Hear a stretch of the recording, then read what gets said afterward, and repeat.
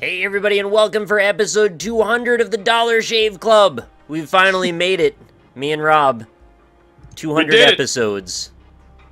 It's been a journey. 200. Do you have any favorite moments from the 200 episodes that you can think of off the top of your head now that I'm putting you on the spot immediately? Yeah, that's very difficult. I mean, there's been 200 episodes over the course of like 2 years now, so... I'm going to say the ones where Cam was on are my favorites. Those are pretty good. Yeah, those are pretty good. The one where we had the allegiance that lasted through all things. Mostly just because we talked about that last time, so it's fresh in my mind. There's been a lot of memes created out of the Magic series as well. Oh, Google back is huge. Yeah, Google. Well, see, I was trying not to, say Google back, because, I mean, we've had memes from way before then. Memes are actually a cultural touchstone. I don't know if you knew. That's true. They touch stones culturally, and that's important. You're playing a red deck? Yeah, I change it around sometimes to be new. All right. Unlike you. Yeah, no, I stick to goblins. Did you go like 100 straight episodes using the same deck?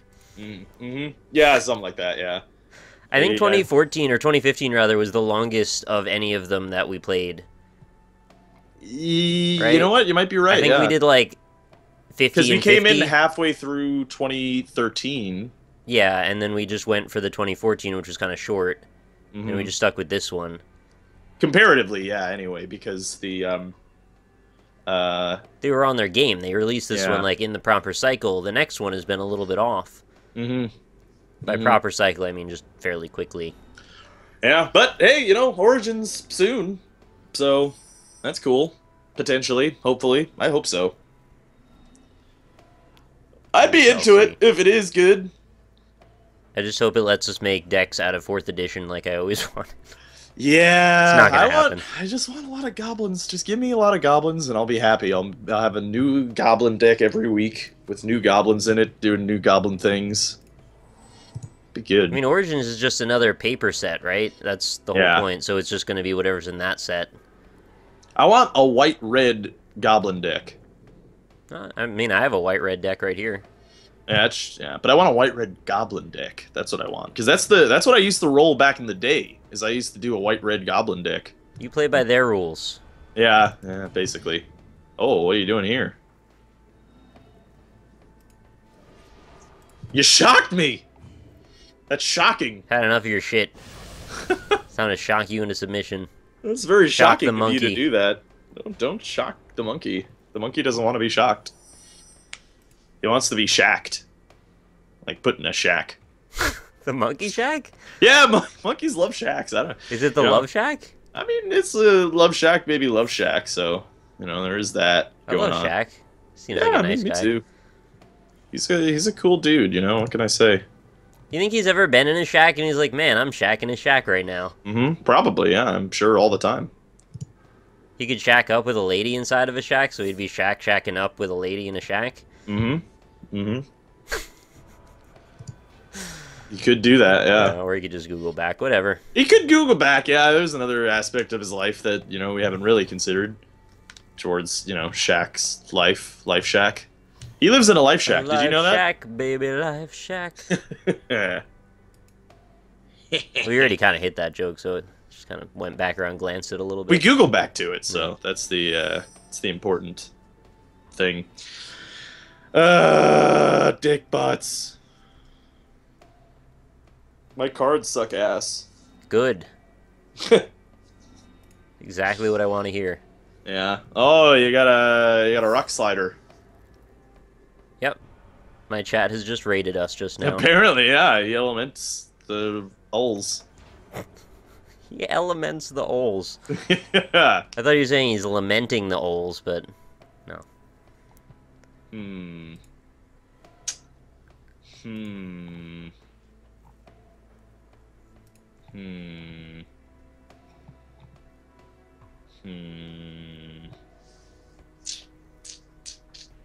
So I've been watching Northernlion play some Fallout New Vegas. Kind of made me want to try out modding the shit out of it. Yeah, no, I watched a little bit of that when he was streaming it. And it made me kind of want to try out New Vegas, honestly, because I remember Fallout 3 being awesome. Yeah, I played through Vegas. It's just like didn't grab me the same way. There's something about the location. It's like you couldn't have picked a more boring place to have a game. It's a desert. Mm-hmm. And it's a desert in a wasteland, so it's like nothing really changed. I mean, war always changes or doesn't change, but that setting didn't really change after the Fallout. War never changes. It's just the roads got shittier is really all that happened. And, like, they tacked up that metal sheet everywhere for some reason. Because I guess when you get into the Fallout situation like that, you gotta get metal sheeting. I don't know what that really helps. I don't know exactly what to do. Die. I don't really want to die, though. I'm just gonna do this. Oh, okay. That's not what I thought you were gonna do. Yeah. I had a couple of options that I didn't necessarily want to go through. It was a little bit not great in the situations of life situations. Now we're just gonna kind of ride that storm out. Okay, all right, we got an Ohms race here. Oh, there's an old meme. Yeah, Ohms I mean, race. that meme kind of died with Ohm, didn't it? Like, he It just stopped did, being yeah. on the show, and then the That's- Ohms race died. Yeah, that does tend to happen sometimes. It's alright. I'll kiss the ring in the end. Yeah, that's true. What's this? Oh, the quest for the Goblin Lord. Goblin Lord's Quest. Have you ever made a game where you get to be a goblin and go on a quest to do goblin things? All the time. It seems like an RPG thing that would be like, oh look, it's a wacky spin-off. Why do you keep doing shit to my creatures? You should be out of mana by now. This deck is all about low-cost mana things. So that's the main goal. Alright. Yeah, so I can't block those either. I mean, you can. Well, I guess I should have asked the question, do I get the +1 before or after it dies? I don't know. I think you do get it before. So I could have blocked it and it would have lived. I If that's the think case. so, yes. Alright, well I'm fucked on land, so I guess I'm just gonna lose. Great! That's why I demolished your land. Ep.200 episodes. Just demolished your land so that would happen. That very thing. Okay, that's intriguing.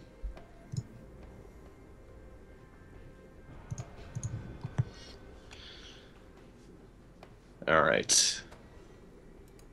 Oh, okay. I'm not gonna risk it because you're probably just wrong, and I'm just gonna lose my good creature. Yeah, it's an excellent point. I could definitely be wrong. If anything, we've demonstrated in this 200 episodes that we don't know shit about magic. See how I've learned nothing over the course of the series, basically. There's your white. Let's go this way first.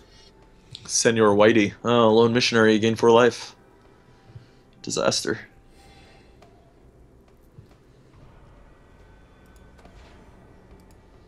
Love snack, baby love snack. That's not great. You know what'd be sweet is when you kill a card, if it just like, if the floor opened up like it does when we attack, and you just slide the card into the gaping chasm, and you see it burning up as it falls.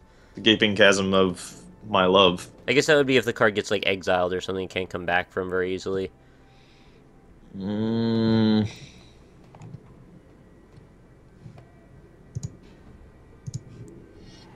It'd also be sweet if there was like cards that could remove cards from your deck permanently, right? And So then you like can you can never have them back ever. Wait. That one? Yeah. Sure.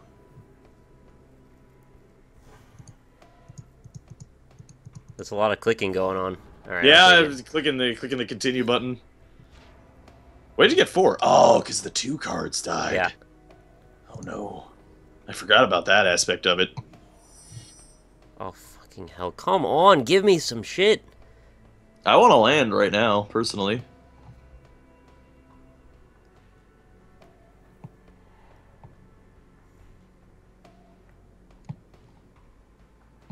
All right, you gotta go that way. Oh, okay. Okay. I used to use this deck all the time. I guess you don't remember it very well. No. Yeah, no, not at all. I haven't seen it in a long time, probably.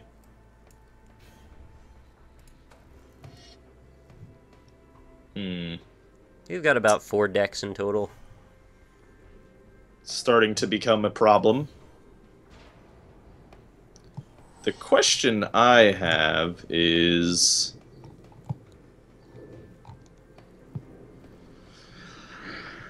You're not going to ask that question because I'm going to know something based on that. Yeah, I don't... Yeah, I don't... yeah. Protection from white. Mm-hmm. Oh, and haste. Of course it has haste, sure. Yeah, it's kind of the haste. It's a storm breather. He breathes storms. Breeze up a storm. I've been fearful of your Rockslide Elemental since you played it, and I have not effectively dealt with it. This not land is really fucking me over hard right now. I'm glad I demolished that land. That's me snapping in happiness. Even if you didn't, I still would need 1 more to do what I need to do.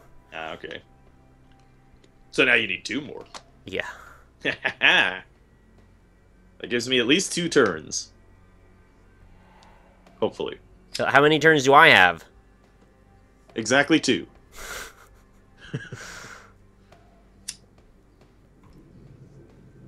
It's so hard to decide here which one I want to use. I'm afraid. My cards are garbage. Ordeal of Heliod. Oh, Jesus Christ. It's kind of a win-win for me. Yeah. Actually, I gotta do this. Okay. Wait, let's leave 1. Because it doesn't matter. So you're gonna do the 4 and the 4, so whether or not I have the 1 extra damage or not. Oh, why did it automatically sacrifice? Oh, because of the because it already had the counters. Oh, I didn't realize it worked like that. I thought the counters counted separately. Counters are generic, though. I didn't realize it worked like that either. Alright. Game fucked me again on another technicality. Well, I mean, you did gain the 10 life, so... Right. Got that going for you. I guess it didn't actually fuck me then. Never mind. Yeah. That actually seemed like a great play if I wouldn't have just opened my mouth. It's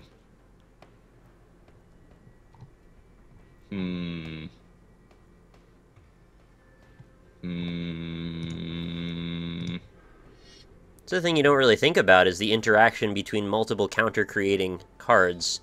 Yeah, yeah. That's true. Okay. You're really gonna do that, huh? Yeah, I feel like just... That's actually helping me. Well, yes, but pumping the damage into you is also helping me, because 9.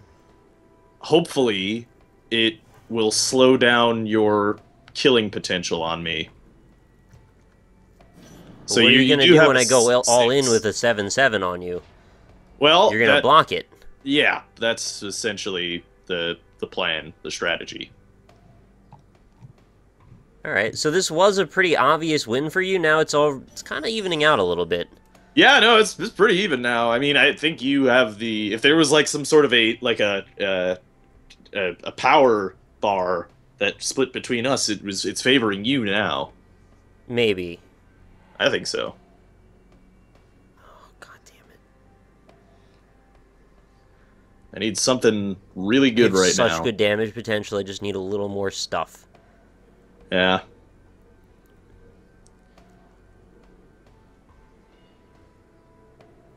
I want you. Okay. And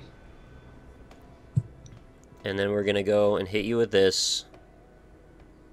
Okay. Fuck. I think I just could have won just now. Oh, really? If I would have been not an idiot and realized that... God damn it. Oh, I'm so stupid. I didn't realize I had so much damage on you already. Yeah, I have only 10 life. Now 3. That's okay. I don't think I can win this turn anymore because of the play you just made. Yeah. Well.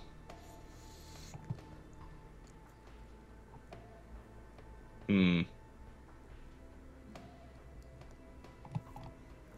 Have I finally discovered a deck that can somewhat counter Rob's shitty goblin deck? Yeah, I don't think I can. I don't think I can kill you. If you had attacked with your 1/1 as well, I would have actually had enough damage to kill you. But now I couldn't risk that. I knew you might. Yeah. You got enough land here to do weird shit. Mm-hmm. I absolutely could have killed you last turn if I would have just not been an idiot, though. Yeah, I probably should have killed the rock slide instead of the two-headed Cerberus. I couldn't believe you didn't. Well, because the issue was the Cerberus, I couldn't get past it, so you would have just eaten through my creatures, so I wouldn't get any damage on you. And yeah, you traded off short term versus long term. That's all. Yeah, exactly. And I was hoping that with my low land that I would get more things to get that going, but unfortunately that did not happen. So I'll just do as much damage to you as I possibly can in this instance. Wait! Oh god, no, never mind. I wouldn't have been able to kill you. Apparently when you exile something, it doesn't get its effect, is what I'm learning. Oh yeah, it's just like gone. Huh. Alright. It's like vaporized. Damn. Never mind. It's a bad combo then. I thought I would have been able to get the extra damage on you. Oh well. I took you down to 5. Oh, there's that last one. I took you down to 5, and you had 14 added life. So I feel pretty good. Overall, I think. Angelic Edict. Oh no, you've exiled. You're an exiler. Wanted to get rid of that. Yeah. But yeah, I had a Bolt of Theranos, which is 3 damage to target player, so right, if I would have just not tapped out, I could have just played that and won. Oh, really? Yep. That's funny. Yeah. I just didn't look at your health and do the math, and I was like, well, oh, 7 and 10, there's 3. Oh, fuck. Alright, That's always the, like, whenever I'm playing Hearthstone, it's so... I'm always, like, terrified that I'm gonna miss, like, a lethal opportunity. Like that, yeah. Yeah. Luckily, I think in this game you don't get punished as much for missing lethal. Well, if you're fighting someone who knows what they're doing, you certainly do. Yeah. Yeah, I mean, I shouldn't really talk about the meta of this game, but I've found in playing this game with, like, in the series that if you miss lethal, it's not as big of a deal as in Hearthstone because, like, 1 or 2 cards, because, like, board control is so important in that game compared to this game. I mean, ultimately, board control is why we make these videos, so people that have nothing left to do can listen to us talk. Yep. We can control your boredness. Yeah, we can remove it, hopefully. I haven't won 100 multiplayer duels in all this time. Really? I don't know. I wonder... There's a persona that unlocks at 100 wins, and... Oh, there's, like, a lot of them that unlock. Let's see. Including my one from 2014. I have 12 of 35 achievements. How many do you have? I'm looking at personas right now. Hang on. I have 14 of 35 achievements.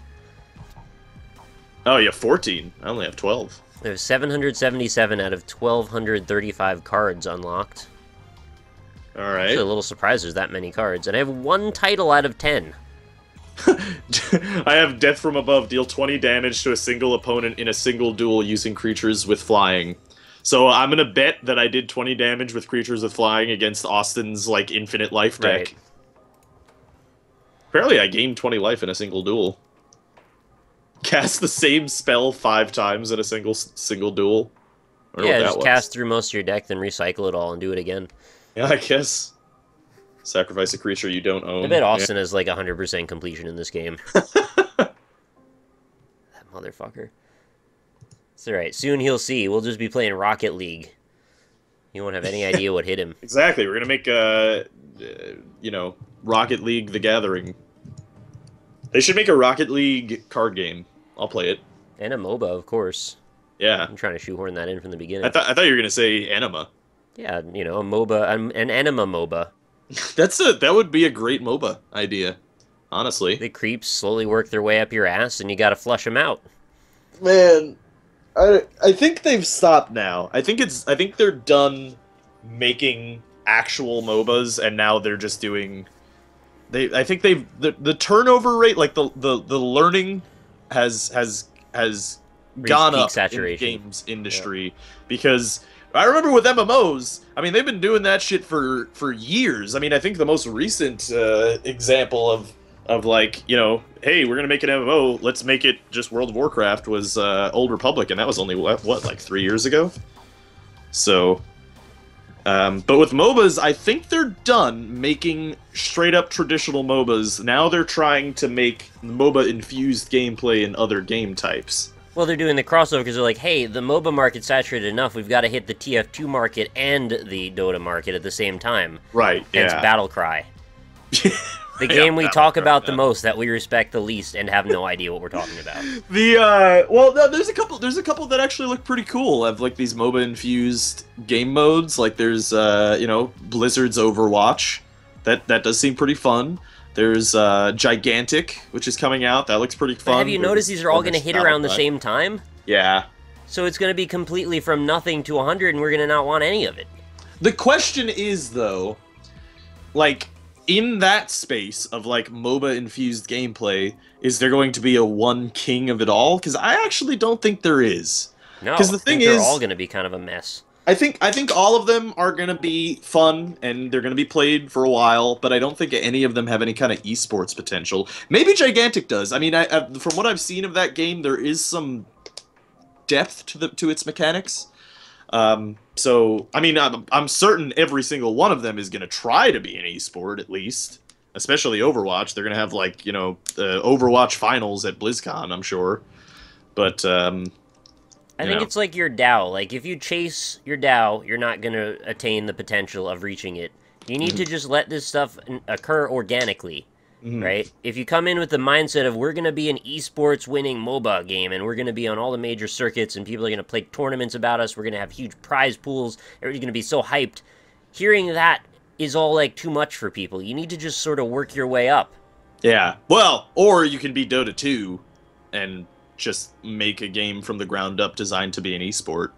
That's what all these people are doing. Well, yes and no. I mean, a lot, like, you can look at stuff like Dawngate, where they did try really hard to push that as an esport. But I don't know if it really was designed from the ground up to be one. I never played the game, so I don't know. I just think it strikes as arrogance to me that when you come out of the gate saying, like, this is what our goal is, we're going to do this, and you're going to support us, and you're going to like it.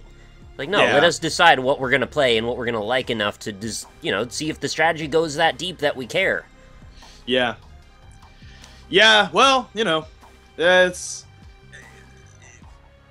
I agree with you, but at the same time, you know, if you're making a certain type of game, you have to consider the future, because you can look at something like, you know, StarCraft 2, or even League of Legends. Because, like, League of Legends was not designed from the ground up to be an esport. That was, like, tacked on afterwards, and it, while it is the most popular esport throughout the whole world, I think anyway, the only numbers that we get are Riot's numbers, so, but it is the most popular esport in the whole world, but the thing is, like, it wasn't designed that way, because they still don't have replays available. Their spectator client came out like 2 years after the game had been released or something like that.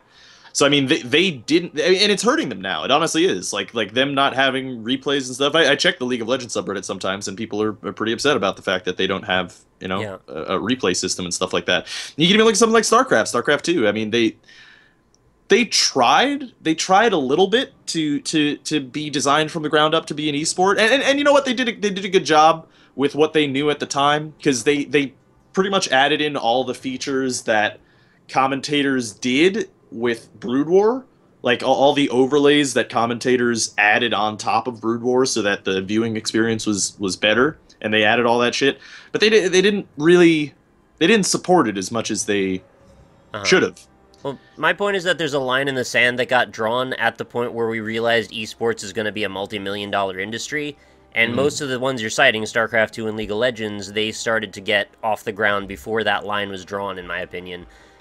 So I think it's people that see the potential of this market now and then pool their resources to try and hit a target, instead of people that saw the potential coming in the future and tried to make something that might go in what they thought was the trajectory it was headed in. Right, but like I said, I mean, you can look at something like Dota 2, which was designed from the ground up to be an esport, and it's worked out for them. But they set the benchmark for a lot of people. Well, I mean, now, yes, but... And that's what I'm talking about, is now. Yeah, well, but at the same time, though, they knew from the beginning that they wanted to support the esports community. Yeah, they had the vision, their vision won out, and now everyone's catering to try and get into their range, instead of it being the other way. And what I think a lot of people are doing is they're saying, let's just pretend Dota doesn't exist. It exists in a bubble. We're so popular, just like they did with MMOs, we're going to release ours and everyone's going to come clamoring for us because we're so popular and immensely, our vision is transformative. Right. And we're going to just define the new era of this world. I think they're unrealistic in saying that. That's true. But then you also look at something like, like Super Smash, say. Yeah. Where those games are not designed in any way to suit an esport. And especially the past 2 games in the series, I mean, they've struggled to maintain that role as an esport because they're designed so against even the idea of it being an esport. So, I mean... And it's unfortunate because people want to play that game as, right, and that's where you start to cross the line of saying, well, people want this, so why don't we now start to build the features in? Well... It's the people that come at it from the position of, we don't even have an IP, and we're going to build it around this. Yeah, but that's the thing, is that, like, Melee was basically always an esport once it came out, and it's been for Nintendo this whole takes time. 20 years to realize anything's happening. That's that's sort of my point, is it's a kind of loop around way to, say fuck Nintendo. But, like, yeah, I mean, essentially, like, they should have known since Melee that, hey, this adds longevity to our games. Like, where do you think people are buying, like people are still buying copies of Smash, Melee, and GameCubes and GameCube controllers and stuff? Like, that's because Melee is still a popular esport. Not as popular as it should be if they supported the process. So... But they could do worse to support it. I mean, they have organized tournaments now, which is... They used to do worse to support it, though. Like, they... Remember, there was that yelling at them for doing better? Well, no. I mean, but, even just, like, a year ago... it was either a year or 2 years ago when... they wouldn't let it play Melee... on Twitch. Yeah, they wanted to do Melee at EVO, and Nintendo was like, no, you can't do it. Right, I know, that was a really stupid decision, but they've kind of come around now. Well, yes and no. I mean, like, that's the thing, right? Is, like, Brawl... Or not Brawl, but Smash 4... Sakurai didn't really implement the things that people wanted for it to be, played competitively. I'm not saying that. I'm just saying they're not actively going out of their own way to sabotage it. Yeah, they're not helping themselves, but they're not making it worse. So I guess that's like the ultimate, like, Nintendo thing, is like, well, at least Nintendo's not shooting themselves in the foot anymore. So I guess that's a bonus point to them.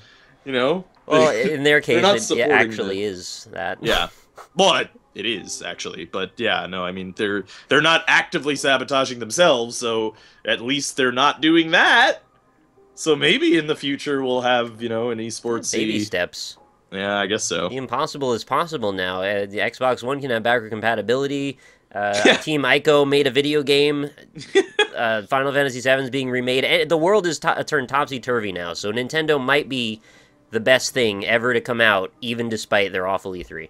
Cats and dogs, they're getting together and stuff. Yeah, they're banging. Yeah. On the roof, in the basement, who cares? I hope Zelda's good. I really want to know what this NX thing is. No, you gotta wait a year for that. Sorry. Yeah. Yeah. And that's only going to be their announcement of whatever it is. So. Yeah, well, you gotta wait a year to know what it is. That's all we care about, right? It's not like we knew we were gonna get it next year. The thing is, too, is, in all honesty, everyone has been very cynical about the NX and how they're, like, abandoning the Wii U and stuff like that.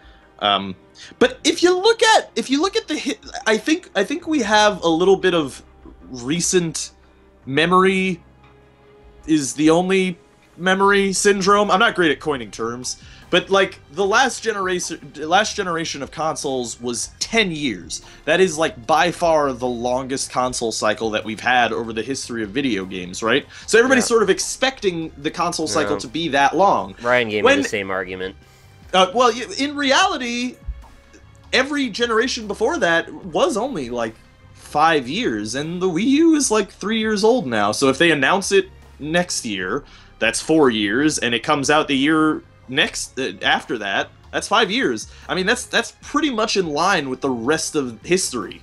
It's just that we expect these consoles to last a long time just because the last generation was just so damn long. Yeah, and the way that I would disseminate that argument is to say that we expect that they would support the console all the way through, and for the first 2 years of the Wii U existing, it was always promises, promises, promises, nothing much getting delivered. We start to get to the period where there are now a couple of games, and instead of a big future, we go, oh, and that's the end of the show. Right. So whether it's a lot of years or not, we want stuff to happen during those years, and we're also dealing with a console that came out with inferior hardware when it was launched. Yeah. Though, in fairness... Not that that always matters. Gotta say that, apparently. Well, not just that, but also, like, the PS4 and the Xbone... Also had inferior hardware. Right, exactly. Like, that you're all only three saying of them they did, have, yes. Yeah, you're only saying they have inferior hardware if you're using the benchmark of the PS4 and Xbone. But if you keep the PC in mind, then they all launched with vastly inferior hardware. So if they all have inferior hardware, this one is double as inferior, though. Yeah, that's true. It was a generation behind. Although I wonder if if Wii U games run at 60. No one ever really talks about it because nobody really cares that much. But I wonder if they run at 60. I mean, I know they probably. I should know the answer to this because it was a big deal in Bayonetta 2, and I don't remember now. Yeah. It's a good question to ask because, you know, even the PS4 and Xbone, they usually don't run games at 1080p 60 frames per second, right? Right. So I mean, and the Wii U is capable of 1080p, isn't it? I don't know. Maybe? Probably? I think it is. Yeah, I'm pretty sure it is. But with what? I need the damn chart in front of me, so I really shouldn't be talking these numbers without the actual stats. Yeah, I have no idea. I'm just saying this is kind of pertinent information that is intriguing to the.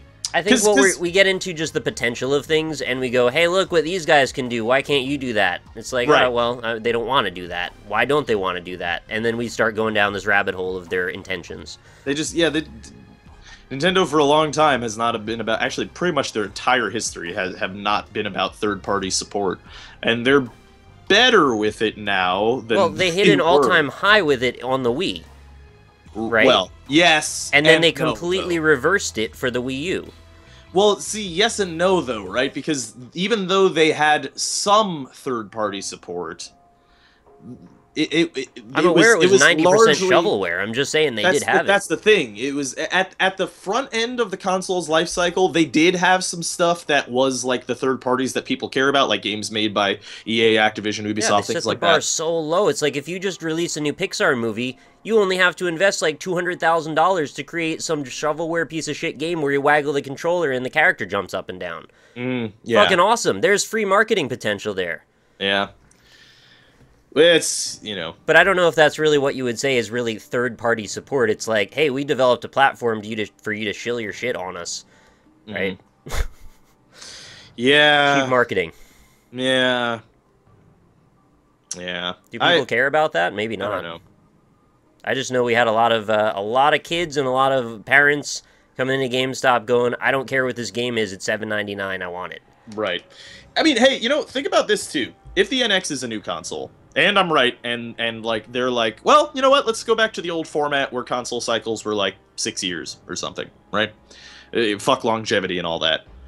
If they do that, and they do make a console that's more up to date with today's hardware and has more capacity to do other types of things, and maybe they support third party, all that kind of shit, I would have to imagine that Xbone and PS4 are all about that base, firstly, but secondly, are all about keeping the console cycle as long, if not longer, than the last one.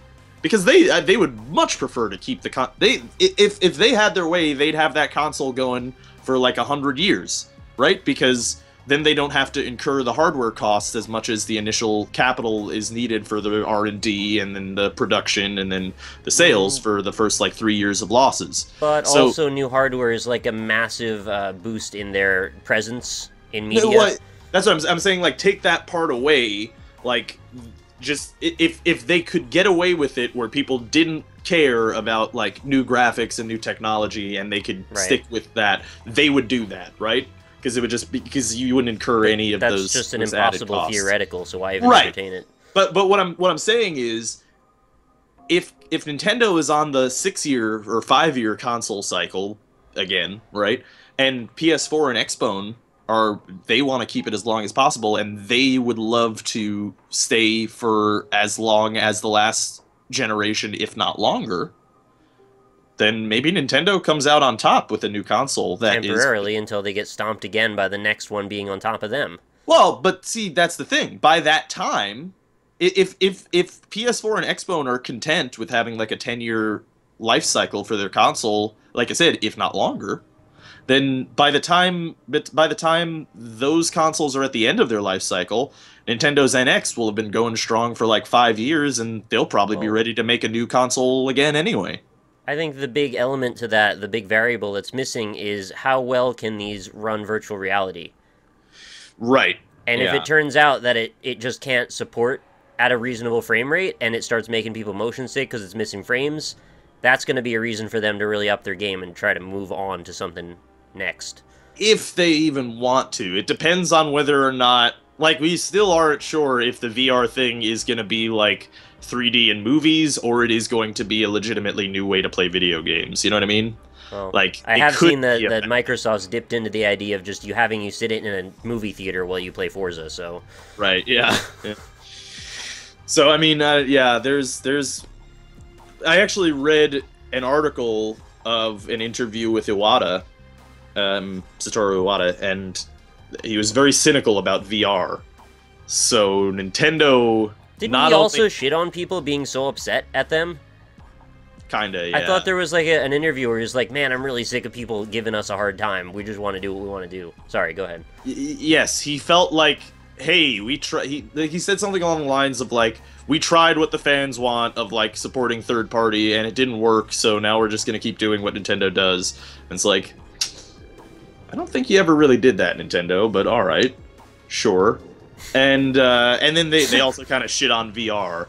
And wouldn't it be in their best interest to shit on VR because they've got their own unique vision? Right. Quote unquote. The thing that they had with VR, this was actually the funniest part of that article, that interview for me, is the thing that he cited as like the main detractor from Nintendo wanting to make VR. Virtual Boy. No, that would be the funniest. That would be hilarious. No, like, we did that shit. It didn't work out. Nobody else can try. No, the thing that they shit on is that it's a solo experience, right? Like it's just one person can sit in a room and play a game in that one specific way. Only one person can experience it on a couch with a bunch of friends or something, right? Which is why they made a Wii U tablet that only one person can use. That's exactly my point. Fuck you, Iwata. That's exactly my fucking point. That's why it was the funniest part of that interview, because it was like, then what the fuck is the Wii U tablet? It wasn't even like I had to think about that when I said it. It just happened. Yeah. Like, he wasn't like, self-aware enough to make that point. I don't...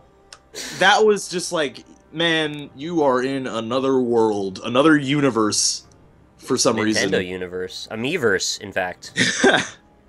So, yeah. Yous and me's and we's. I really like pieces of speech that they can splice together. They do, yeah. I wonder if the new NX is going to be like a new name, or it's going to stick to the Wii gaming convention. I really hope it doesn't, because that kind of really hurt them when the Wii U came out, because their large audience for the Wii, which, like, one of the main things that was, like, you know, hardcore, quote-unquote hardcore gamers' gripes with the console, and, you know, general population's love of the console, was that everyone knew about it, right? Everybody knew it was a Wii. Yeah, go get a Wii. Your fucking grandma's going out and buying a Wii. But when they came out with the Wii U, those grandmas were like, well, I've got one of those already. Yeah. They had some shitty publicist that's like, man, we really need to leverage the strength of this brand name. So what better way to do it than not change the name? What? So is the next one going to be called the new Wii U? Because they did that with the DS. In line with their traditional thinking, or you know, in a way, in a form of logic, it does make sense, right? It's like, okay, we've got brand recognition for the Wii. No, it's terrible logic. I'm not going to grant that one. It's the worst. No, I can see, I'm just saying, I'll take you down the path of the logic that they use, even though it's wrong, is, okay, we've got lots of brand recognition for the Wii from a lot of people that wouldn't traditionally be called gamers, so... Why scare them with new scary ideas? Exactly. Yeah. Why not make something that they already know? Instead, we'll confuse them.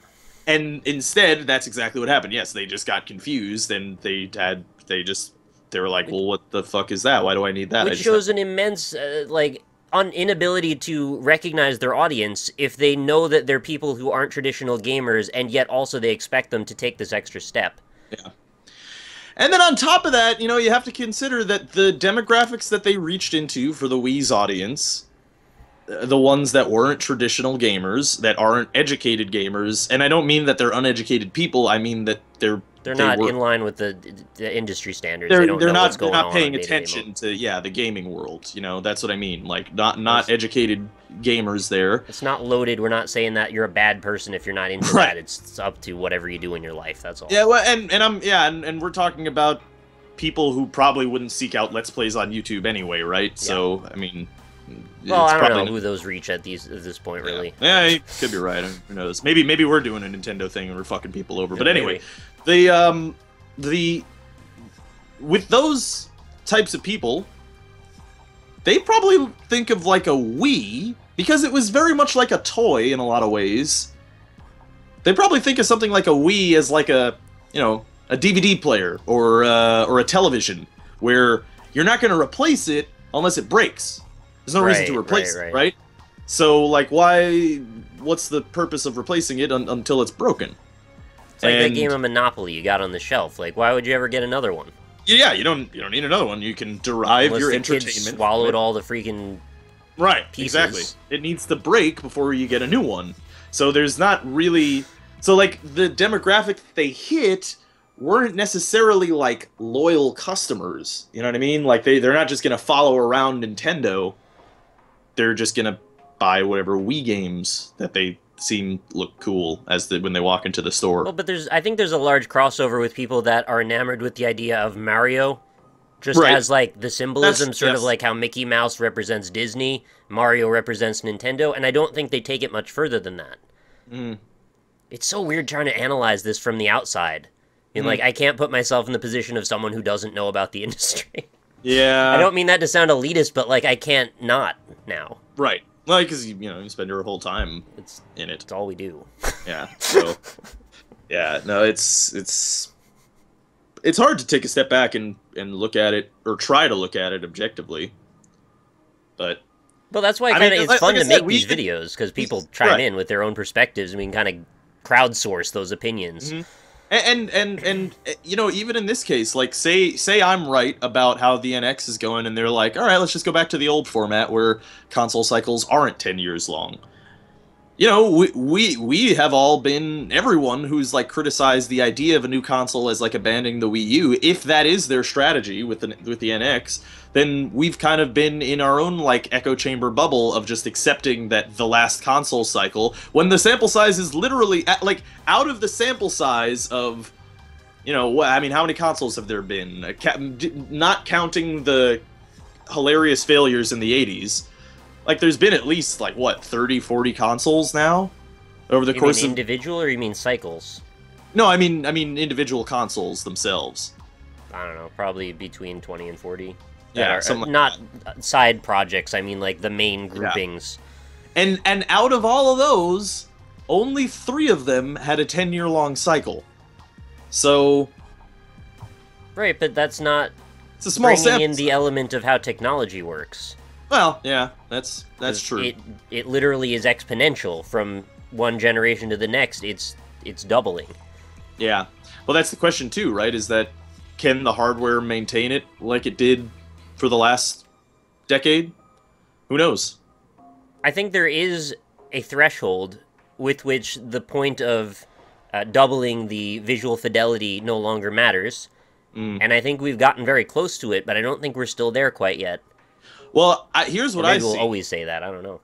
I'm thinking that one of the problems is if PC market share continues to increase as it has been on an upward trend for like, the past 4 or 5 years, then if the market share keeps increasing and increasing and increasing and doesn't hit a plateau anytime soon, then what that would mean is that developers are going to be developing for PC hardware, not just developing for, the last generation of console hardware. Because that's really what was happening in that 10-year, that decade of last generation, is that the software was largely held back and the graphical fidelity was largely held back by the aging systems, Yeah. So if enough developers see value in selling games on the PC again, and the market share gets ever increasing, then it's going to be hard for console developers to compete, I think. But you have to keep in mind, though, that we're talking about a global market. Yeah. And well, that's PC true. is not representative of that global market. It's mostly North America. Yes, that is true. Right? So Nintendo sees a very different picture here, and we can't pretend that we are that entire industry. No, that's true. I think America makes the most money, but it's not enough that it would... I'm sure someone's going to call you out on that one. Yeah, but I don't think that's a crazy thing to I just don't know, so I'm suggest. not going to comment. Yeah. Yeah, I mean, I don't know either, so, I mean, I'd be interested to know the numbers if anybody does know, but even so, like, it would have to be a monumental, like, valley of difference between other markets for them, and I don't think it's that. I think it would be I think American gaming probably makes marginally more money than other things. The very fact that From could say, hey, we might not make a PC version of Dark Souls 3, that's enough to make me go, hey, wait a minute. Right, yeah. They clearly are seeing something different here, because as far as we're concerned, you may as well not even release it on console for us, most likely. We'd rather just have it on PC. I would much rather have it on just PC. I mean, sure, release it on everything, but, like, if we had to pick one or the other, I think we'd rather all have it on PC. Mm-hmm. Yeah. But that's, again, it's a group within a group within a group, so I don't know. I mean, there's another consideration, too, is that genres matter as well. Like, sure. There are certain genres that just haven't forever, and it, at this point, seems like they never will sell better on PC than they do on consoles in certain scenarios. Like sports, for instance. Like, those have always and probably will always sell better on consoles than on PC. Which is part of the reason that EA has abandoned PC. Well, unless you can rebrand the concept of console and PC as being sort of, like, crossed. That's what I think is... I mean, that's the kind of movement I think we're working on right now, isn't it? Yes. They tried to do that last cycle. The technology, I don't think, was there yet because of the aging hardware. But now it seems like they really have the ability to kind of do that sort of thing. I mean, with the Fallout 4 mods and the PS4 doing shit like that and right, and that's the bridge stuff that allows the traditional console players to then make their way over to PC and realize that it's the same thing, really. Yeah. I mean, I'm sure... Well, I don't know. Like, when you're dealing with the UI of a console, it's not that much more streamlined these days than you freaking install it in Steam and you plug your controller into it. You're doing the same thing. Do you think Sony, Xbox, Nintendo, I guess don't count Nintendo, but, Sony and Microsoft, yeah. Like, if the console market wasn't there... Oh man, it's really hard to phrase this in a Are you saying they would become analogy. publishers for PC somehow? Well, that's my question is... Would they prefer to do that? Because They like prefer would they to go wherever the potentially- money is. That's all. Well, that's what I'm saying. Is there more money in just? Is there more money unified architecture? Yes, there is, They- because they- they can not have to spread they it don't across have a bunch to. of They things. don't have to sell the hardware, right? They don't have to sell So- the hardware, and they don't have to make ports. They just make one product and release it. That would be my thinking too. Yeah. So then my question is, on top of that, is say this whole crossover thing kind of goes even more spectacularly than anyone could possibly imagine, and like consoles and PC are working hand in hand in tandem. You're saying this is the end of consoles again. Do you think that's possible? I don't think it'll be as successful as we're saying for that to be possible yet. No, but I mean, if it was very, very successful, and we could unite audiences like that. You'd need everybody to be on the same page that that's what they really want to do. Yeah. Well, yeah. And there's so many like corporate relationships and different things depending on these various platforms existing that it would just be unfeasible even if it were the best financial decision. See, because here's my thinking is there's contracts, there's licenses, like people can't just break that now. Like, here's my thinking is like handheld like consoles suffered when mobile gaming became a thing, right? Because and the reason that happened was because people had a phone to play with. Why do they need to buy another basically peripheral to play video games when they can do it on their phone? Yeah. Right now, we're coming out with like smart TVs. You got like Roku's, the Google, whatever the fuck Drive, the Amazon, urethral sounder and stuff. Like there's all this shit, and those things are getting more and more featureful. That could close up a market a bit on consoles, especially if people consider like at this point maybe people are going to start considering, hey, I want a strong PC like I want a big TV. You know what I mean? Well, like people think like, okay, I'm getting a new place. One of the things that I want, a goal for me is to have a nice big TV so I can enjoy my entertainment. Maybe that will also move towards, like, I want a nice, strong PC so I can enjoy my entertainment. But there's also elements, and you almost, like, directly said one of them, stuff like OnLive and streaming services that want to streamline the whole process of console and PC. Yes, that's true as well. It's gaming a la carte, right? It's sort of like how cloud gaming, yeah. Cable channels are getting decentralized from groups and become available as their own entities now. Yeah, so too like can game properties, right? If they hook up with a box. Right. That's what I'm saying, yeah. So get Call of Duty today on this box that has nothing to do with Xbox or PlayStation anymore. What I'm pointing out is that naming all these things in the next couple of years, it could be a perfect storm of like consoles in general are just obsolete. Which again is like a drastically radical future. It's so much shit getting thrown at the wall, I have no way of predicting what's going to stick. It would be very hard to even prophesy something like that, but I'm just saying, like, the percentage chance of anything like that, like I'm saying, happening is like, less than 3%. But I do think it's a possibility. It's also fragmented, though. I mean, just talking about the cable services, all the TVs have smart TV stuff built into them that is also redundant with these cable boxes. Well, and then you have things like, I think there's a chance as well that it might move into like a hybridized system. Like, maybe you don't get like a $300 console or something. Maybe Xbox makes a little, USB plug-in thing for your TV or something, or like the Steam machines. It's also redundant. The Steam machines are doing that already. Well, that's what I mean. Yeah, but I mean, if the Steam machines are popular and they work the way that people want them to work, I mean, that's. But all they're doing is taking a PC and putting it in a slightly different form factor, so we don't have to call it a PC. It's all just a stupid exercise of rebranding the concept of a computer. Yes and no, though, because what the Steam machine is trying to do, if I would be so bold as to suggest what Valve's market strategy is here. I think what they're trying to do with the Steam machines is, one, implement a moddable console, which means that it could potentially be upgraded instead of having to buy a new thing. Like a PC. Right? Like a PC, yes. Weird.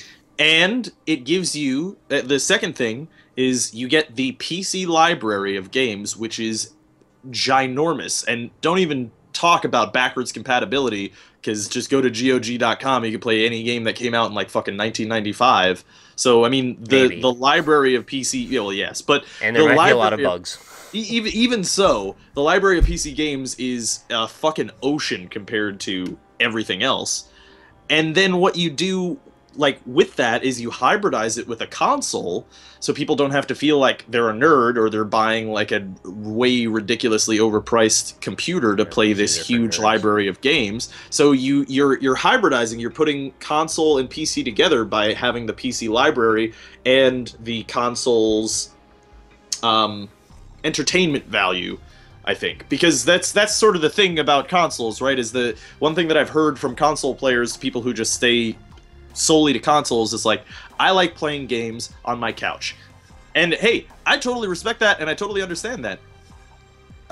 It's, there is something to be gained from, sitting on your couch with a controller, looking at a TV, playing a video game, as opposed to sitting at a desk with an office chair on a keyboard and mouse, I totally agree, and I have both set up, and I appreciate the both of them. I'm real tired of sitting in my office chair all day. I totally agree.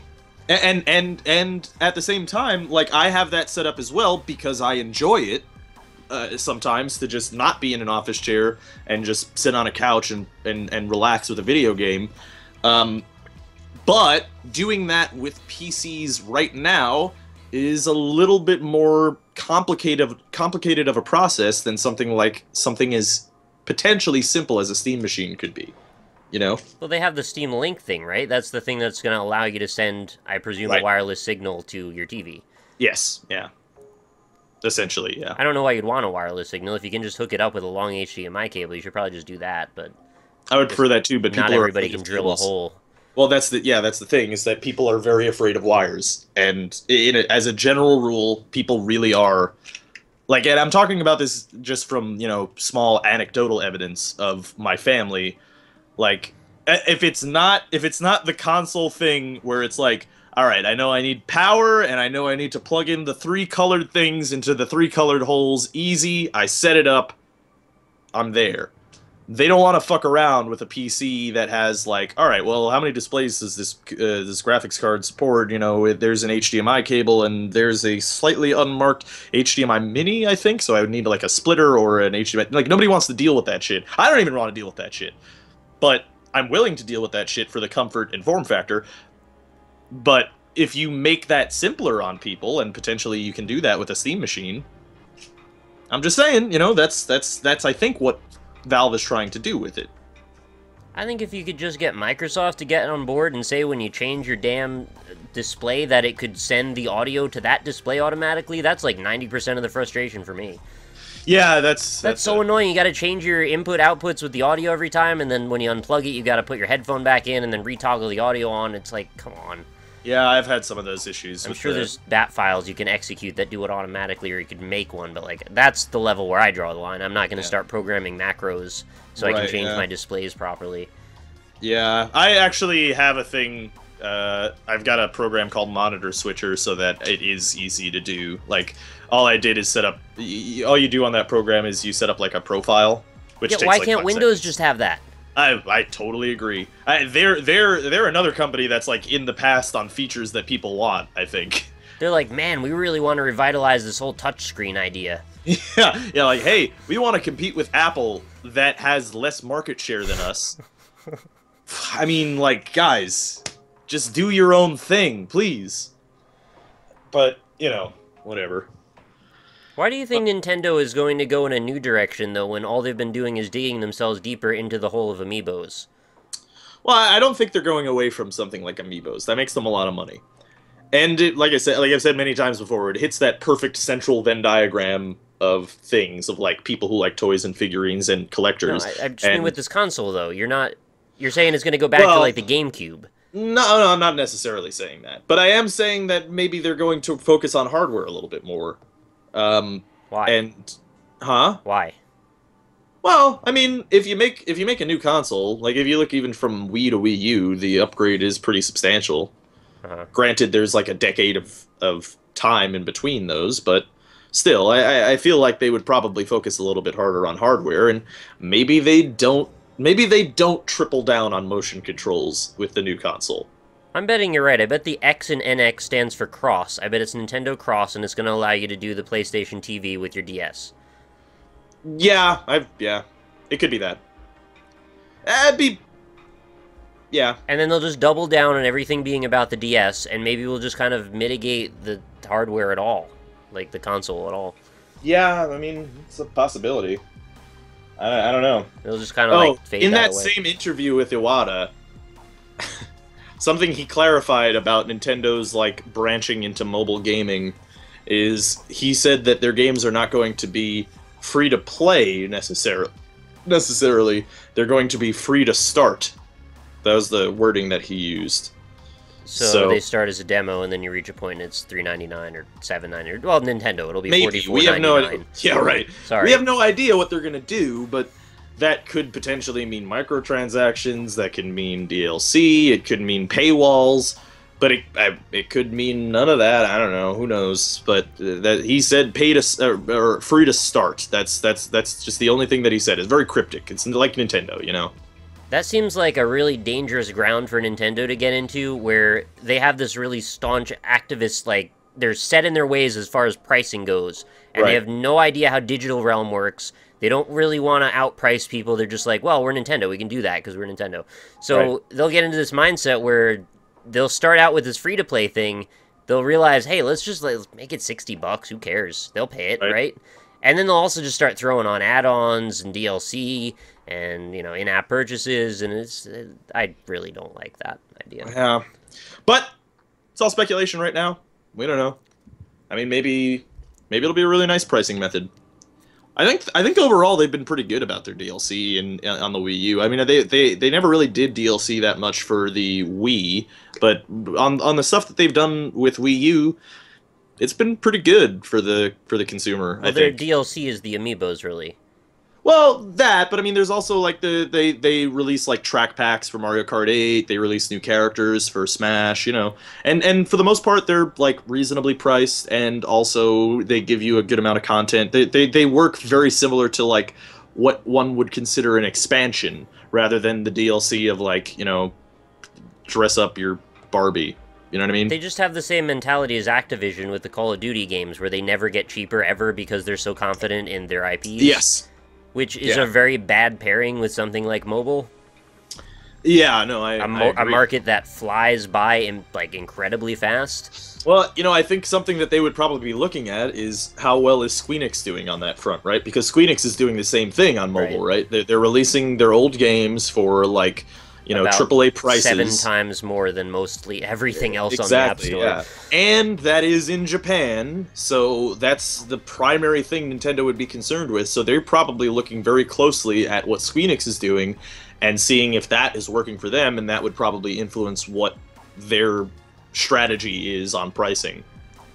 So I'm curious about that as well. Maybe it's not that it'll be a phone. Maybe it's not that it'll be a DS crossover, but it'll be the thing that allows you to play all of your eShop purchases on the go that isn't a DS. Or maybe it lets you play the DS games as well. I don't know, you know, now I honestly am getting more and more convinced that it might just be an entirely new console. Okay.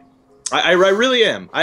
Because I've been thinking about that a lot, and I thought about, like, you know, the console cycles, and, you know, it could make sense. I mean, if like 5 years into the Wii's lifespan, if Nintendo was like, hey, we're gonna make a new console, no one would have scoffed at that time, right? People would have been like, okay, it's around time. But it's not even just that it might be a new console, it's what will Nintendo's weird thing be, right? Because they haven't just released a straight-up normal console in ages. In a long time, So what's the twist here? What's the M. Night Shyamalan ending to this story? Yeah.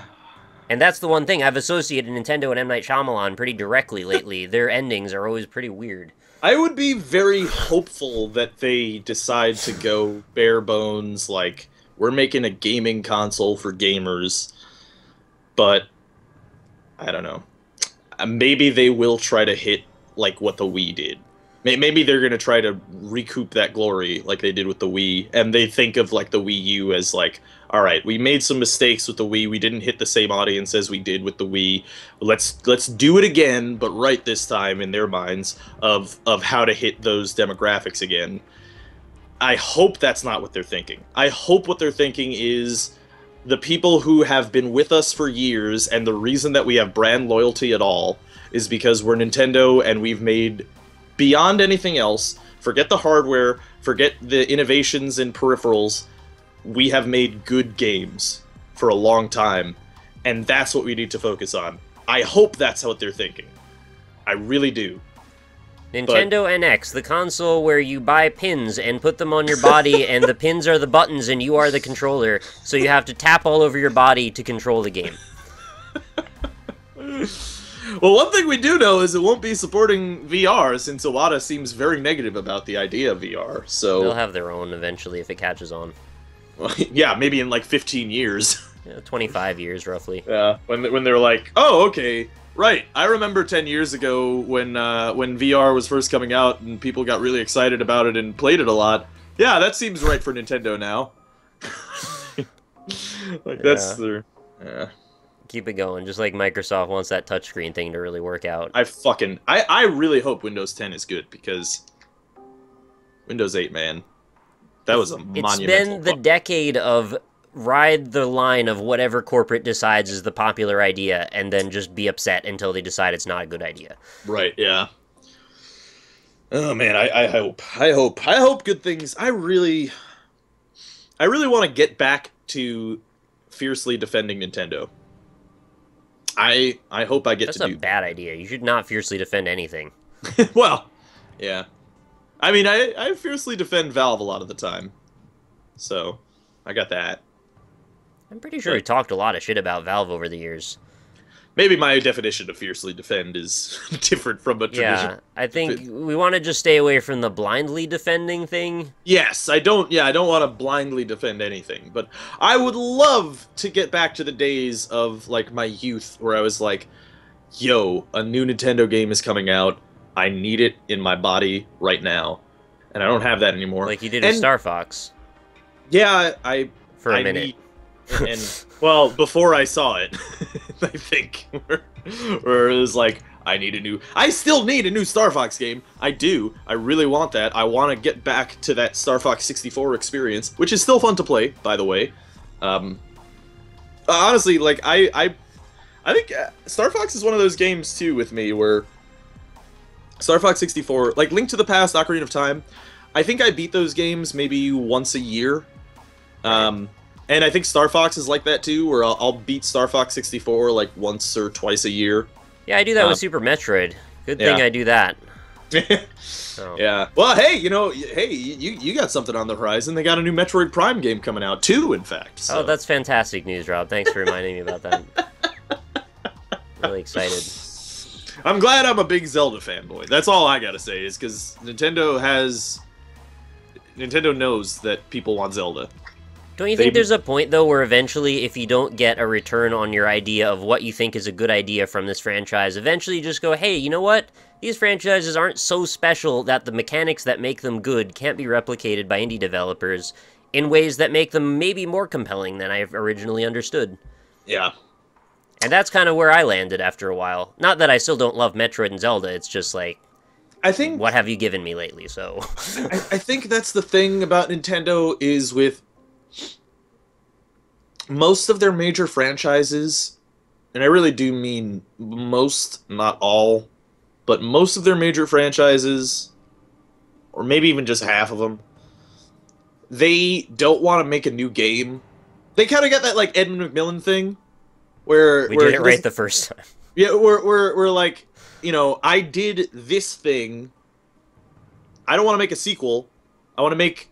I like that universe, I want to go back to that universe, but I want to make a completely different game that's, aesthetically and Right, partially designy similar. Which is why when they made all the original games on 8-bit, they then remade them on SNES, and then they remade them again on SNES, or on N64. That's why they did that. You know, Nintendo really is the king of the HD remaster. They've been doing it for years. They've been doing it way before anybody else did. But they did make them new games. Oh, yeah. It's not like they just made them like a fresh paint job in HD textures. It's like they're actually better games for the most part. I mean, I'm like mostly talking about things like, you know, like if you look at the difference between, you know, Legend of Zelda to Link to the Past. Yeah, I would say it's an objectively better game, as well as Metroid to Super Metroid. Much better game. Or you know, then it doesn't necessarily have to be better, but different. You can look at something like Mario 64 to Mario Sunshine to Mario Galaxy.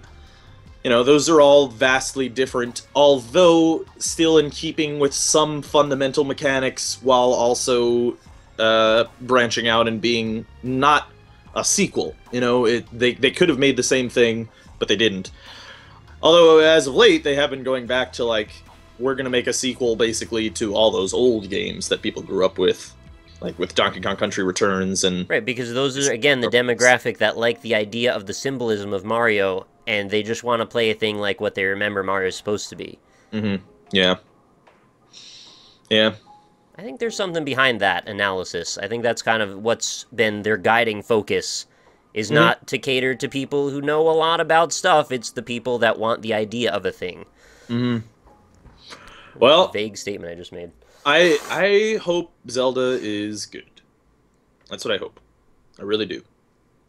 I hope they are considering the landscape of the world and the market and all of the things that have all of the great aspects of Zelda over the past 20 years and all of the negative aspects of Zelda over the past 20 years that should either be changed or done away with.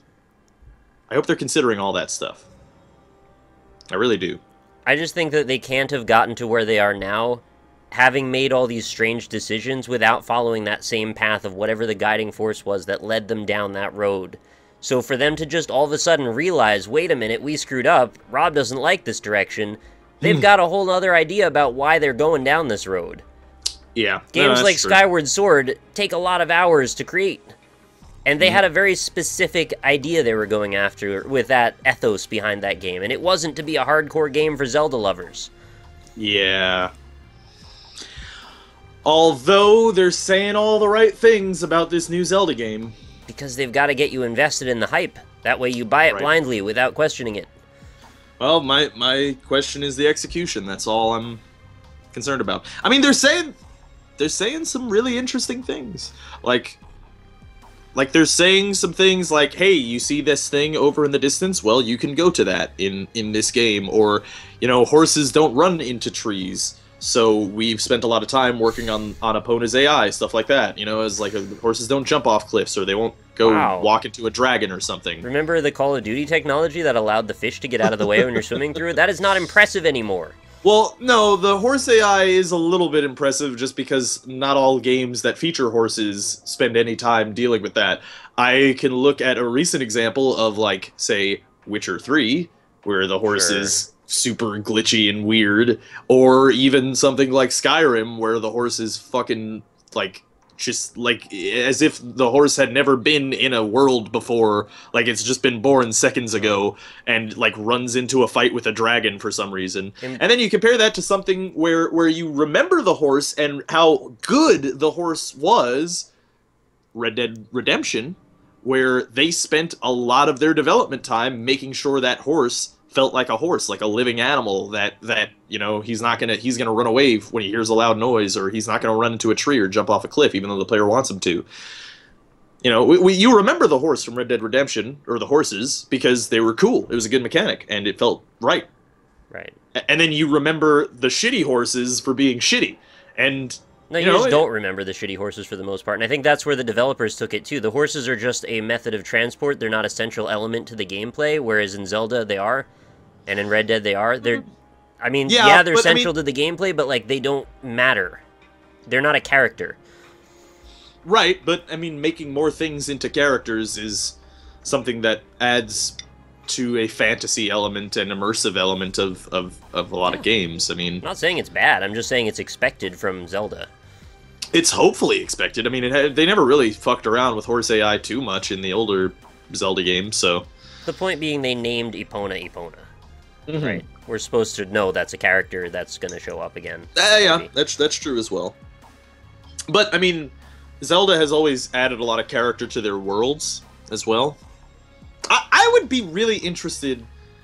I would be really interested in seeing a Zelda game that was more like the original Legend of Zelda, where they don't club you over the head with the lore, and people who want the lore have to dig for it. And we wonder why Dark Souls was so popular. Yes. No, that's why I've made that comparison before of Dark Souls and Zelda, because Dark Souls does feel a lot to me like the original Legend of Zelda, where they don't club you over the head with the lore. The lore is there.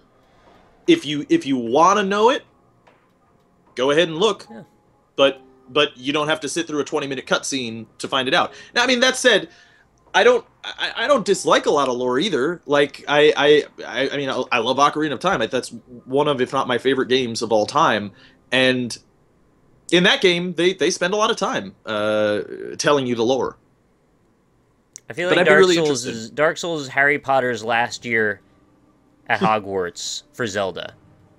You know what I mean? Like, we grew up, Zelda didn't, but Dark Souls was the last year of that for us. Like, that was the one that made the jump for us, that has all those same elements of exploration and intrigue, and lets you figure it out on your own, and has the thing we maybe all wanted Zelda to turn out to be, only minus the elf. Right? Well, I mean, there was a time where I was totally into... I mean, I still am, actually. Like, but I won't lie. There's a time maybe where I was more into the whole idea of, oh yeah, just fucking shove that lore down my throat. I wanna know what's going on, because I mean, even when they have been very, hardcore about here's all the things that have been going on in this world, there were always in every game, there's always been elements of like the lore is esoteric, where you don't know where this fits in the timeline. Yeah. You don't know what happened before, like what happened after, because it was largely unconsidered. Right, yeah, and then we piece it back together post hoc and say, oh look, it's the lore, we made the lore happen. Yes and no, though. I mean, like, you can look at something like Ocarina of Time, which I think is the beginning of them actually not necessarily noticing that they could put it together. Yeah, how many games in is that they then decided to say, hey wait, there could be continuity in this universe? That was the 4th game, so yeah. Over the course of, what, 15 years? Yeah, something like that.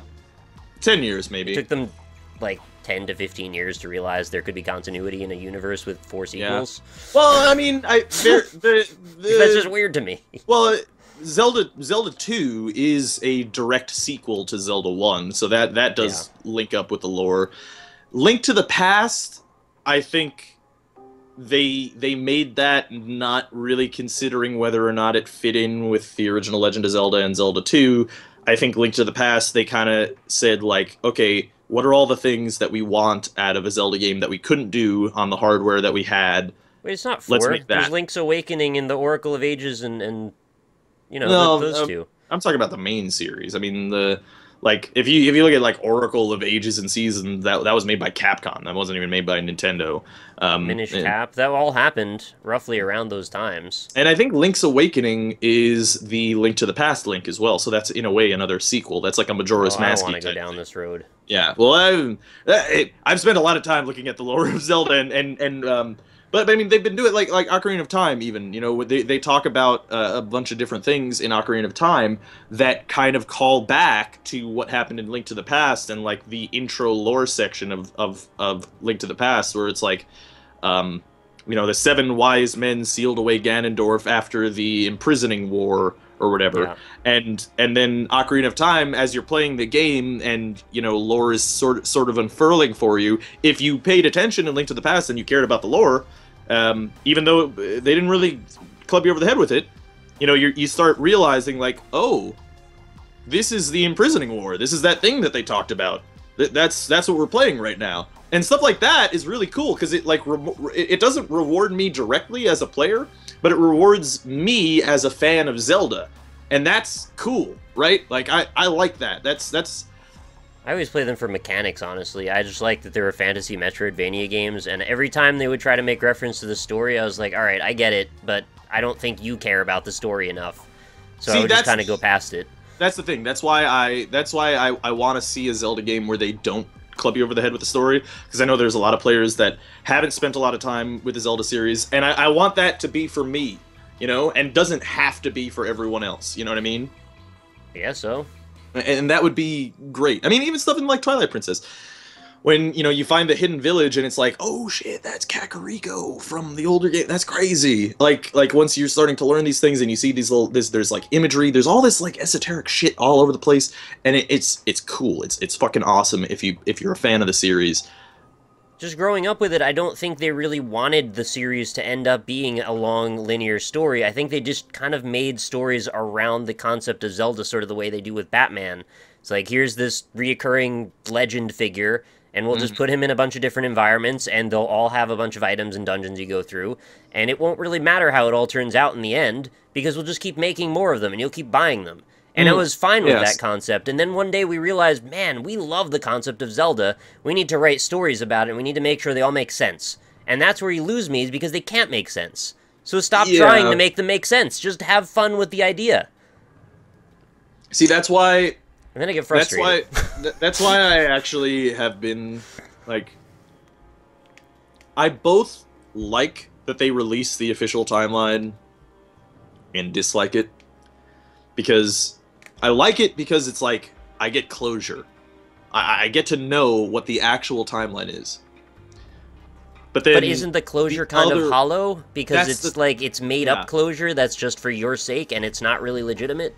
Well, not really, because, I mean, like I said, all the games, if you go past, like, Zelda 2, all of the games have references to the other games in a either substantial or not terribly substantial way. Okay. So, you know, they've always kind of fallen under some sort of a timeline in a way, especially once you get into Ocarina of Time. Like, once Ocarina of Time is there, they all fit together. And we've known for a long time that they've had an official timeline that they have that was a secret. That's at least what they said. And I spent a lot of... I really enjoyed nerding out over trying to work my own timeline as to how it was gonna work. But and they also didn't mean it to exist, though, until later, is what I'm getting at. Yes? Well, yeah... yes. They wrote themselves out of corners wherever it was convenient for them.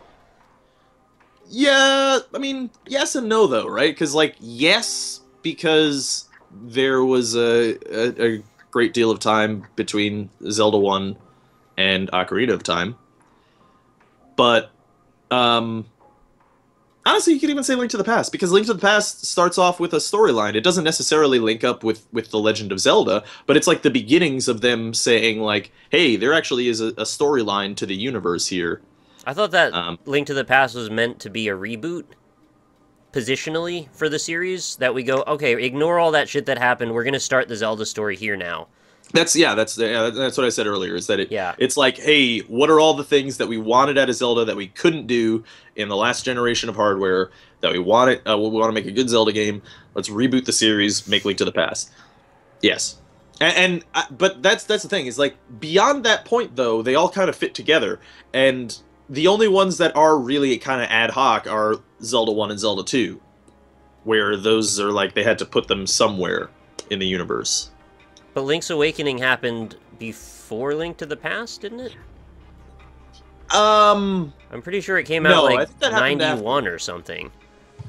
I actually never played Link's Awakening. That's one of the Zelda games. It's actually really good. I've heard it. I've heard it's good, actually. It's a little frustrating because the design ethos is kind of like the puzzles are a little frustrating and they don't always work properly, it liked it in general. Link to the Past. No, yeah. So it It came out 2 years after Link to the Past, and as far as I know, that's the same Link from Link to the Past in Link's Awakening. The Game Boy version of that came out after the SNES version. All really? Right. For Link's Awakening? I'm just saying what you said is that. Well, yeah, Link to the Past came out first on the SNES, and then they came out with Link's Awakening. Just had it backward in my head, apparently. Yeah. Yeah, so, yeah. And I'm pretty sure that that's the same Link. Also, consider the fact that the whole game was a fucking dream anyway, so... But, I wasn't gonna say that, but that is an element. Yeah. I mean, the whole thing is he washes up on a shore of some island, so, like, they didn't even need to make it a dream. It could have been self-standing just by virtue of the fact that it has nothing to do with anything else. Yeah. Well, see, here's the thing. I'm gonna go nerd mode here. All right, let's go. Is people... There are points in the story that make you sort of realize that, yes, it was a dream, technically, but it still wasn't. But yeah, but that universe was actually very real. It just existed in, it was like a kind of like a bubble universe that Link, through his dreaming, happened to, you know, walk through a doorway into. And so he did really change that world of things, but it was a dream. So it doesn't necessarily... How does it matter if you change the world if it never has any bearing on anything else? Oh, well, it's just a Zelda game, and nothing necessarily has bearing on anything else besides the self-contained story within the game itself. That's all I'm after. None of this matters. It's well, like the stories are all mostly self-standing, and then we write them in a big net. Yeah, right, but the thing that's really interesting to me as a nerd is, like, hearing or seeing references to, you know, whatever ended up happening to this character, or this part of the world, or this history. You know, like Wind Waker. Wind Waker's really interesting because back when Wind Waker came out, we didn't know the timeline, and it was like, oh shit, Hyrule's all fucked up, it's underwater and shit. And then you start realizing some things like, oh okay, wait, you know, when you think about it, like Legend of Zelda, the world's like really fucked up. Like, it's super apocalyptic. There aren't any people around. The world's just filled with monsters and dungeons, and like nothing is going on. And Zelda 2, they mapped that one out, and it was like next to the place that you played in the original game, and that was like so it's like a whole post-apocalyptic thing. So something must have happened with Ganondorf or Ganon, you know rather. I would love to have the control over the series so I could make a game that makes no sense with all of the perceived timeline. Just to see how people react to it, and then make it forced to make sense. They would, yeah, they totally. I know, that's why it would be so interesting to see people do backflips to do it. Mm-hmm. See, but that's the fun. The backflipping was fun, and that's why having the timeline was. Hey, that was another Magic meme way back in the day. You want to do some backflips? Yeah, I don't remember that one actually. It was a long time ago. Right. Anyway, but yeah, no, the doing the backflips and trying to connect it in your head based on these tiny little clues that they put in different parts of the game. That's really interesting. And having the official timeline released, it, you know, sort of takes away from it a little bit, you know? Also, the official timeline's kind of shitty, because people had always theorized that the official timeline had a split universe because of Ocarina of Time. And everyone figured it was like a two-pronged split, where it was like, you know, Link's adult life, where he defeats Ganondorf after he's like destroyed Hyrule, and then when he goes back to being a kid at the end of the game and continues to live his life, and then he goes over to Termina and does all his shit there. And those are the two timelines. But then Nintendo said there's a third timeline, and that third timeline is where Link actually lost. So the game over screen at whatever point you happen to hit it, that is technically another timeline as well. Okay. Where Link didn't beat Ganon. Why does that matter? See, I don't like it very much, because that's not very interesting to me, is like the timeline where you lost. Why even say that? Every game has a fail state for the most part. Yeah.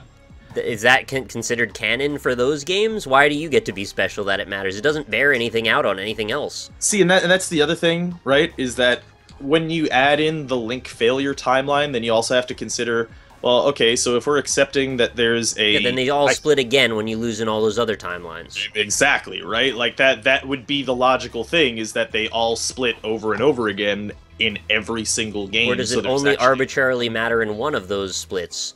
Yeah, that's... And then why?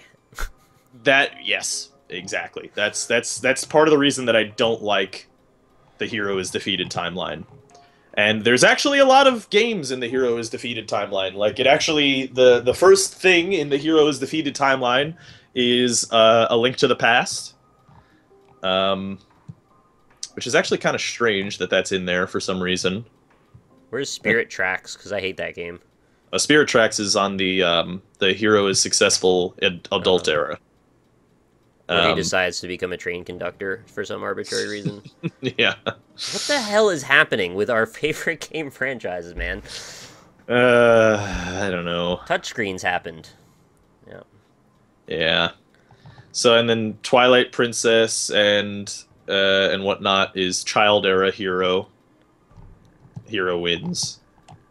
And that's a lot of the games fall under the hero is defeated timeline when you could fit them into those other two timelines. You know? So why not do that? I don't know. I don't like it. I don't like their official timeline. That's the other aspect of it. Maybe if I liked their official timeline better, I would be alright with them releasing it. So then it'll split again, because then it'll be like, we've decided your timeline is wrong, so there'll be the alternate timeline, which is actually an official timeline that falls underneath the official timeline. Yeah. What? Yeah. I don't know, man. This is just too much work. Yeah. I liked when it just didn't matter and didn't make sense. You just have fun with the games, appreciate them for what they are, and move on. Well, for the most part, though, it doesn't matter, and it doesn't necessarily need to make sense to the player most of the time. Like, for some reason, I think they really doubled down on that in Skyward Sword, because it's like an origin story of the whole universe, right? Because it's like the beginning. Like, Skyward Sword is all about kickstarting the Hylian universe and instituting the law of Link and Ganon. That's why it matters. And stuff. It matters because we get games that don't make any damn sense if you don't care. It does in that case, but Skyward Sword is largely regarded as a pretty bad Zelda game, so you know that. Alright, let's avoid the bad ones by not making obvious mistakes then. Yes, I agree. And most of the other ones, the overarching story of the entire universe doesn't really matter that much. So, you know, besides Skyward Sword, the most of the games do fall under that thing where the overarching story doesn't matter that much. I mean, even in Skyward Sword it doesn't really, but like they've crafted the story around the aspect of it being an origin story for the universe of Zelda, which is yeah, I just thought we were going to keep remaking the original concept of Zelda with whatever the new hardware could support forever. Like Sisyphusian kind of push the boulder type of thing.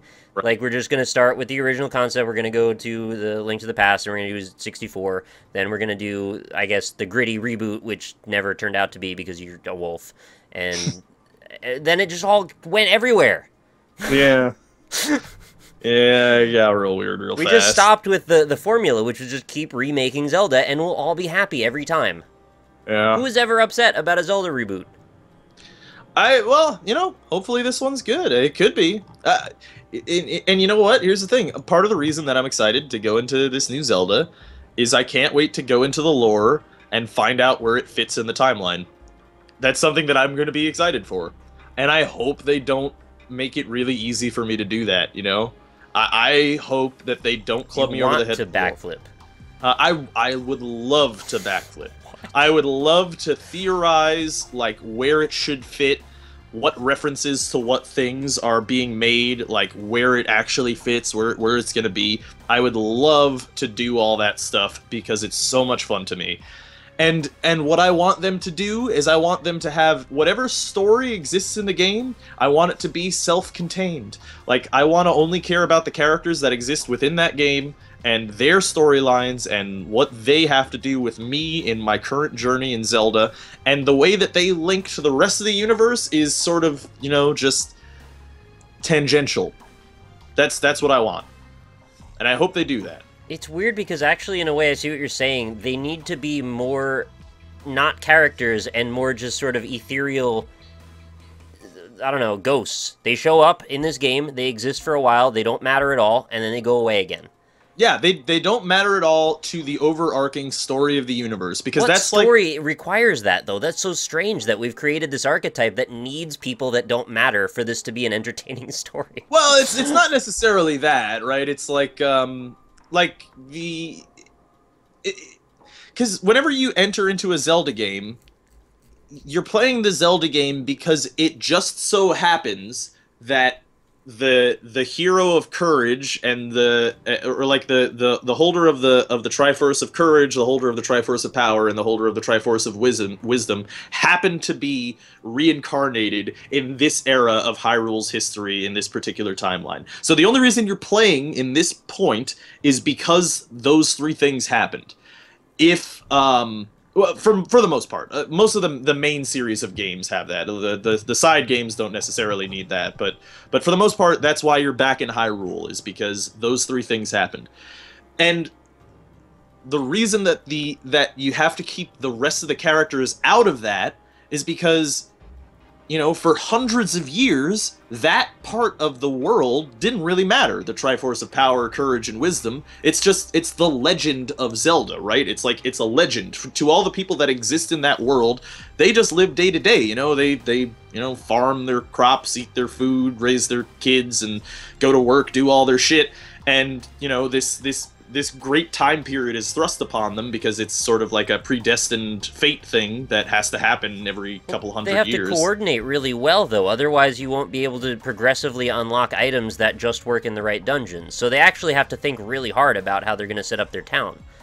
Well, right? Like, yeah. The Bombchu guys got to only be open on the right night to make sure you can get the Bombchu the night you need to go to the dungeon the next day. The thing is, though, with this new Zelda game, that's obviously it's a funny joke. I know. I know. But what I'm saying is what they have said, though, with the new Zelda game is that they're experimenting with, or I don't know if they confirm that this is what they're doing, that you're going to be able to tackle dungeons in whatever order you want. So I think it's a huge mistake. I disagree. I think that's a great idea. They got that idea from the last one on 3DS. People seem to really like it. I think it just really does a disservice to the feeling of progression in the game. I don't know. I like it because that's like the original Legend of Zelda. That's like one of the things that was cool about the original Legend of Zelda, is that like your experimentation led you to the dungeons and led you to your progression, and that's really exciting, and you can do them in mostly any order that you want, right? So that is a cool aspect of it, and figuring out what the best order is, or whatever order you want, is like it's kind of part of the fun, you know, almost like a Mega Man game, you know, like figuring out who is the easiest robot master to take down first, and whose power works against what and whatnot, and all that, you know, dilly-dally. Hasn't there always been this ramping up feeling of tension and atmosphere that you now no longer can really have? Oh, I don't know. Maybe you're right. Maybe that will kill pacing. It's possible. I would imagine, though, that, like, it will be restricted. You can choose whatever dungeon you want, you know? Like, There's I'm probably sure 3 tiers or something, like Titan Souls, maybe. Yeah, like... Well, that's not even the right... Yeah. I'm thinking it'd probably be, like, at least the first dungeon, perhaps the first 2 will be locked. You have to do that. And then the last dungeon, of course, will be locked as, like, Dr. you can't Wily's do that Castle. one. Right, exactly. But the ones in between will all kind of be, you know, up to you.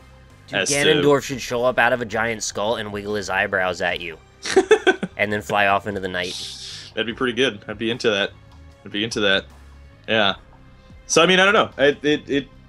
It could be very cool. I would be very excited about something like that. But that kind of goes back to like what I was saying, is like exploring Hyrule should be like, I'm exploring this little slice of Hyrule's history. You know? Like, all of the people exist within that slice of history. They've lived their own lives. They've done their own things. They have all of their own storylines. My overall storyline is more important, but that's only because I've been thrust into this position of greatness, you know? To the point of the characters needing to be ethereal, I think that actually still serves better for the game, because I've always disliked when they make the other characters as important as me, or that I have to serve them in some way. Mm-hmm. And it doesn't really seem true to the concept anymore. When it's like, oh, well, I have this pig over here, and he's on an island, and if you can't get him, I don't know what I'll do. It was like, I don't care. You have a go get your pig. Fuck you. I'm doing my own thing. I've got the world to save. And if I have to now start doing service for people that I don't even know their names and are also irrelevant, right? That doesn't make sense. Well, Twilight Princess kind of forced you into the menial task thing, which is, I think, a big mistake. I agree, yeah, no, you should be focused on your deal and exploration, and people should just be a dude you click on and like says 2 lines of dialogue, and then they walk away. I think that something I've been talking about, like kind of the meta of Zelda, of things that I want out of the game. I'm very mechanics focused. There's also a somewhat mechanical thing that I care about a whole lot, which is, don't make the goddamn tutorial 4 hours long. I don't want any tutorial. For the love of God, yes, make it optional. Like, no, just no tutorial. Just don't make it. The tutorial in Twilight Princess lasts like beyond the first dungeon, and it's just it's the most grindy thing, and it's sad because once the game opens up, the game's beautiful. Like, I love Twilight Princess. I think it's a really, really great Zelda game. But one of my major gripes with it is the tutorial is so god-awfully long that it is frustrating, and that has been a trend, actually. Yeah. For a while. Like, Link to the Past tutorial was like, hey, there's a sign in this room that says press A to open things. Go out into the world, do what you gotta do. You know, and then you go into the first cave dungeon thing where there's like 5 or 6 rooms, and you learn how to use items and hit people with swords, and that's it. Rest of the game, you know, go explore the overworld.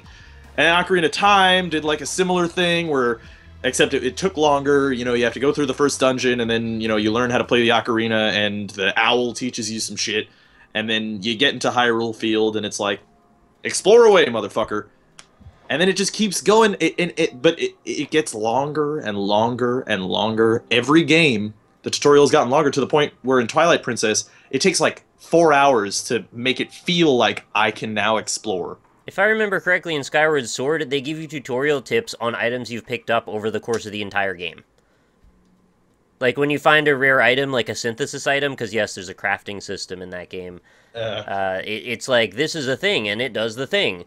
And it's like, I know, I've picked this up like 60 times, can you fuck off, please? What happened to the day when we used to be like, hey, I bought this $60 game, I'm holding a controller in my hands, I'm going to press all these buttons until the things I want to accomplish become obvious to me. Yeah. Why can't we do that ever? That said, though, we remember that, and people I think remember fondly the lack of tutorials in older games, and how you used to just pick up a game, pop it in, and then press a bunch of buttons and figure out what shit did. And I love that too.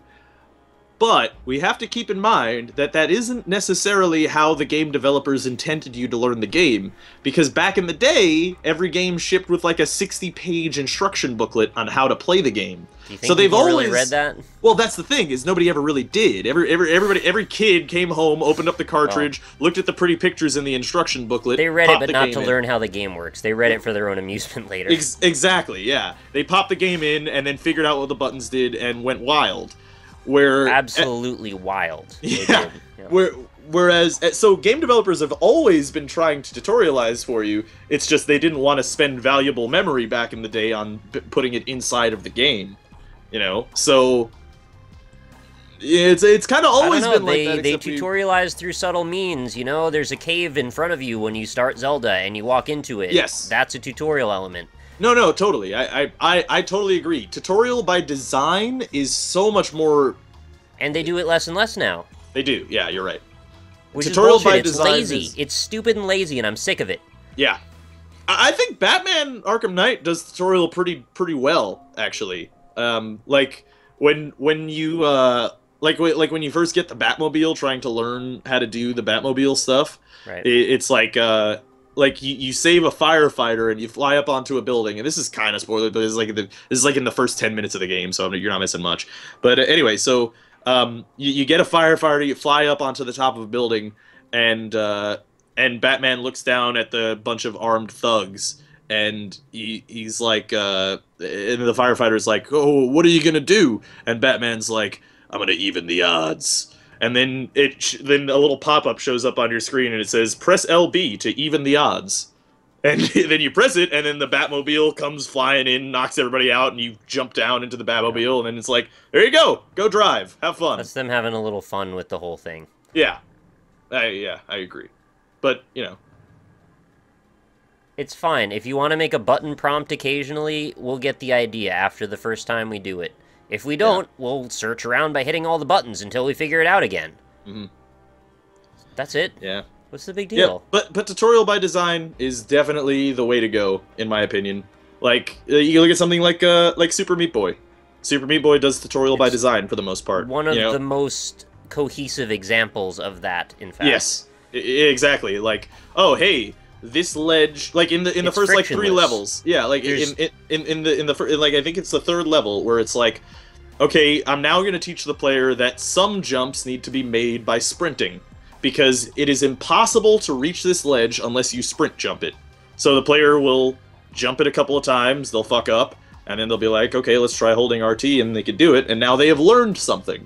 I believe there's 2 signs that give you, like, 2 pop-up windows that show you a thing. The first one is A to jump, the second one is run. And then from there, it's all just through example. Right, yeah. Exactly. And I've run through that game so many times now, like, that doesn't register to me as anything because those levels are over with in, like, less than 3 seconds. Yep. Yeah, exactly. Yeah, tutorial by design is definitely better than, you know, some of the like early 2000s games or like the late 90s games where the way that they decided to teach you how to play the game is, all right, we're going to pause the game and write you an essay, and these are all the different things that you need to know about how to deal with this stuff. And it's like, I bought a fucking video game, not a book. Can I press A through it? Or the ones where in the early 2000s where it would lock the tutorial. I mean, some games still do it, and it's garbage, but where they lock the tutorial where it's like, you can press A to jump, and then go back into the game, and it's like, press A 3 times to jump. And it's like, oh, 1 out of 3 jumps, good work. 2 out of 3 jumps, good work. And it's like, dude, like, this is fucking, stop, please, don't make me do this. Just let me fucking find it out. I'll do it myself. I don't want to have to do it. Yeah, but I don't want a system based around learning the game. I want to play the game. Those are 2 discrete elements. Now, I do realize not every game can be taught that way, because there's elements of foreshadowing and things that actually do need explanation.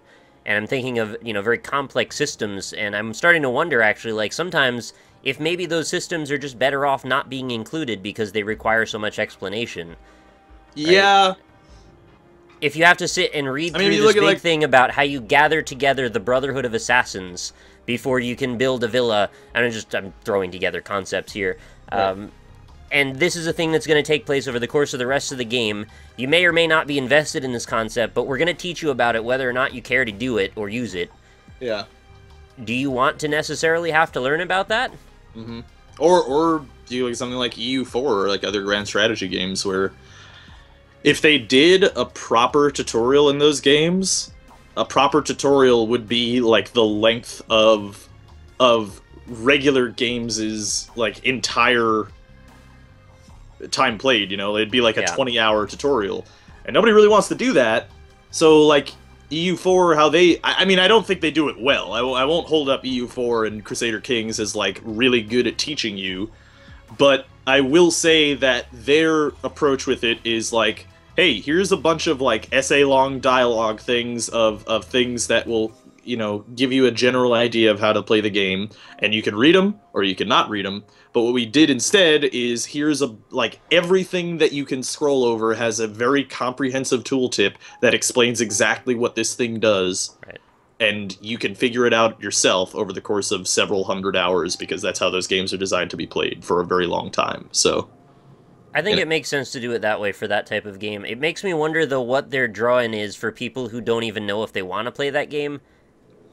Because I don't know how you make the transition from a person who has tangentially heard of Crusader Kings to a person who now is good at Crusader Kings. There has to be this element of trust that you're giving the game, that you will get a return of enjoyment for the amount of time that you're spending learning about it before you can actually enjoy playing it.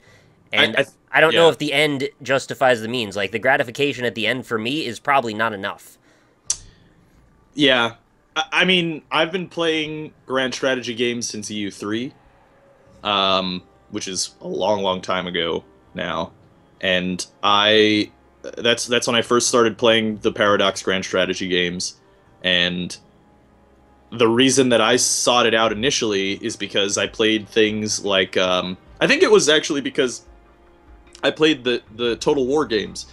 And Yeah, I played those. They're pretty good. yeah, and the campaign mode, as you know if you've played it, they have a grand strategy element to it. And I played through them, and when I was playing them, I was like, and this is, granted, keep in mind, this is like when I was like, I guess 12 or like 13 or something. And I was playing that, and it was like, this is fun, but it doesn't have a great deal of replay value for me. I mean, it did, but I mean, like, the grand strategy element of it didn't have that much replay value for me because there wasn't a lot of depth to the things that I could do.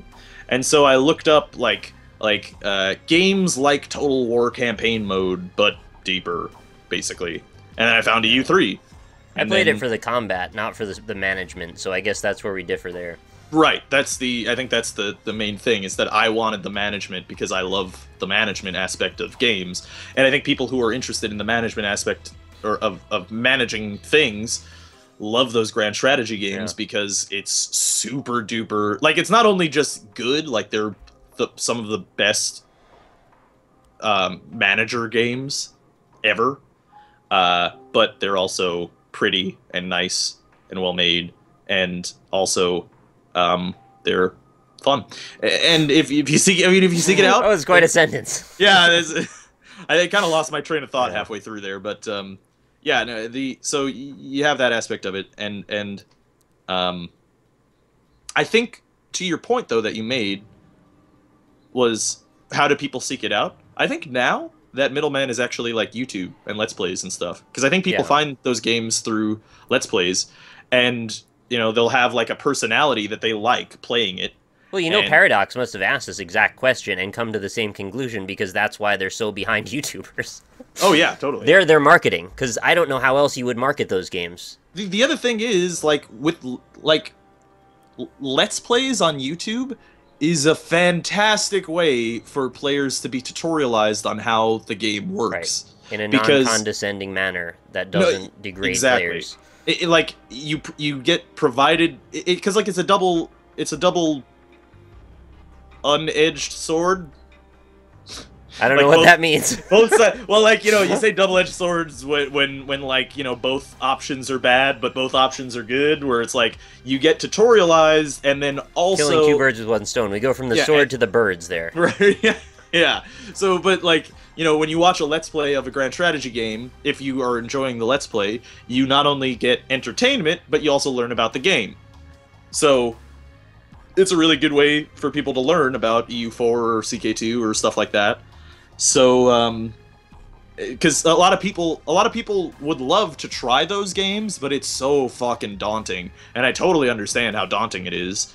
Because it was really daunting to me when I was playing EU3 back in the day for the first time. That was an age before Let's Plays, and I had to figure it out by just, like, playing the game for a long time. You know what I mean? I think the real question is for people that are on the fence about whether or not this is even a thing that would pay off for them, like, at all. Mm-hmm. Let's Plays are, like, the only option. Yeah. Because you're not just going to start a game of that and just click on buttons for 2 hours. You're not even going to accomplish anything. Well... You've got to see someone proficient to know what the target even is that you want to aim for. Well, that's the thing, is most people won't. And what they accomplish through Let's Plays is they're hoping, I think, to get people who wouldn't do that, but would rather watch an entertaining personality do it, and then they'll buy the game because they're like, okay, I didn't have to do that process of learning the game. Somebody else did it for me and then taught me, and now I can jump in and still feel like, somewhat competent at playing the game before I even boot it up. The next step for them is going to be, how do we market the YouTubers that are playing our games to get people to watch them playing our game to then want to play it? Does that make sense? They need to go even one level further, because right now, what is my impetus to click on Northern Lions' Let's Play of CK2? Right. I go, Well, wow, that's like really dense. I don't want to watch this, even though I I think like this guy. I think that's the thing is like YouTube has that appeal, right? Is like, It can. and that's why it's sort of that perfect storm of good thing, like good for the developers, good for the Yeah. YouTubers, good for the everything, good for the like the consumers, because it's like YouTube, unlike something like editorial that has been that we all grew up with, and that was the way that we experienced games, was like game reviews and walkthroughs Oh man, and the stuff Game like that. Pro heads. The more frizzed out Right. the hair is, the more exciting the game is. Yeah, right, yeah. So, like, that's the way that we grew up, like, trying to figure out whether a game was interesting for us to play. Now, people get to grow up, or, I mean, I'm not even saying growing up, like, even, like, me, that's how I experience new games a lot of the time, is, like, I like this person, he likes this game, Yeah, he we're a relatively entertains good me. fit. Yeah, so like let's try it out. Let's try it on for size. See if this is for me. And then and the other aspect of it is, you know, YouTube has that kind of appeal of I've heard about this thing because a lot of people are talking about it or whatever, and there's, I mean, 1,000 let's plays in 1,000 parts all over the place. It's pretty easy for me to jump in and see if I could like this. So, Well, I guess what I was saying is it's not even about that they're available, it's why would I bother with them at all? Like, even if I like this person, and they've got 5 other Let's Plays of other things, and that just they happen to like this one particular series, and, I mean, Northern Lion is the perfect example here, because he actually does do this. yeah. Like, I'm a big fan of The Binding of Isaac. I'm not such a big fan of grand strategy games, but he plays those. So what's going to make me go from the Isaac to the grand strategy game? Well, I think it might be impossible to get a 100% conversion rate, as Well, we've seen. sure, but I with think that there's anything. things they could do to mitigate the risk there. Maybe, but then you also have to consider, like, I think they know. They intend to make a niche game. Yeah, I mean, I think they know that the game I'm will saying that like I never don't know have... that. I do know that they're intending to make a niche game. Yeah, like, they know that their games will never have, like, mass appeal. It's never gonna sell like Call of Duty, you know, like, not every Right. kid that wants to, like, you know, talk about fucking other people on the internet's moms and blowing up people's heads and getting kill streaks, those kids are never gonna want to play those games. So I think they know that, and I think what they want to do is they would rather make the experience a little bit easier for people to break into, and I think they've been doing that for a while now. Like I think EU4 is definitely, it has, and this is stupid. This is a stupid thing I'm about to say to most people who don't even want to play grand strategy games, but EU4 is kind of like an easy to learn, hard to master game. All right. Which is it's fine. The reason I say it's stupid to say is because, like, yeah, EU4 is definitely not easy to learn, but compared to their other Relatively titles, so. yes, compared to their other titles, it is a little bit more simple in a lot of its mechanics. It's a little bit easier to play, and you can get to that place where you're deriving fun from doing cool things and executing your strategies or your predictions in your head. Like, it's easier to get to that place of catharsis in that game than it is in something like, you know, Victoria 2 or EU3 even. Well, isn't the ultimate goal, though, it's the most profitability as possible? And I understand niche games are definitely a thing they're huge on, but wouldn't it really behoove them to create a side series that is literally catered to people who have no knowledge of this, and it really plays up the most exciting elements of the decisions you make, so that way it starts them on the path toward those more niche games? Yes, but you know, I was actually thinking about this the other Like day. Civ, the console one that I now can't Yeah, remember. yeah, but I mean, that one didn't even really do that well, and most of Well, it... but that was the aim, though, was to make it accessible the for people aim. who were not interested in it. But that was the thing, right? Is that it kind of failed because it didn't offer the same level of depth that the rest of the Civ games gave, and so I the knew a people couple of who... people that were really into it, though. I'm sure, but, like... And I'm sure if they made Civilization Revolution 2, it would probably sell very well. But the question is, like, did Civ Revolution do well enough to hook people into the idea of Civ to want to get into the deeper mechanics because they learned the overly simplified version of it so that they would play regular Civ games? Or was that where they tap out regardless? Exactly. So it's sort of like an exercise in defeating yourself, because Sure, you can make something that maybe more people will play initially, but will they stay around? I don't know. I mean, and the thing again with the EU4 and the grand strategy is like it'll always be niche, but I think they're okay with that. I don't think those games sell really well. They actually make a lot of money on those games, and I don't mean to demean them either. I'm just sort of trying to wrap my head around the way this formula and this part of the market works, because it's a part that I have very little knowledge of, to be honest. Well, part of the thing too is that nothing else exists in that space. They don't have any competition. So there are people like me who seek out these management games, who want to play those kind of things, and there's not really any alternative or at least there's not a great deal of alternatives to something like an EU4 or a CK2. There's not a lot of alternatives to that. It's just that.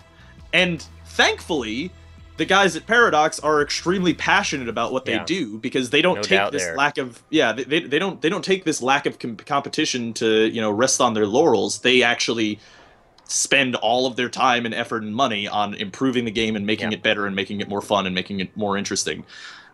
Which doesn't necessarily happen in competitionless markets for most of the time, so it's pretty amazing that they actually do that. Yeah, none of that was meant to be shots at Paradox, by the way. I have, like, a ton of respect for them, even though I don't play a lot of their games. I want to understand it more. And it sounds really weird to say, but the parallel that I want to draw here is a game like, and I don't even know if you've heard of this, but this visual novel game called Long Live the Queen, where you play as, like, this 14-year-old princess, and then you've got to, like, ascend to the throne and make decisions about your world and how you want to develop it. There's a lot of potential in that concept, and I feel like that could really be applied well to a scenario like a grand strategy game like that, where you've got a character and everything around them is really malleable. Well, that's actually how, like, CK2 works, honestly. Except, though, but it's all sort of procedural, though, right? Like, every time you play it, it's a little bit sort of template kind of cookie cutter. Well, no, not exact. No, not at all. It's all different every time. I mean, it's like England will always be in England, basically, or at least start in England. But I mean, there's a chance that Scotland takes over England, and you could even have a Scottish Great Britain, which I've done before, and it's actually really fun, because then the culture type changes to Scottish Great Britain.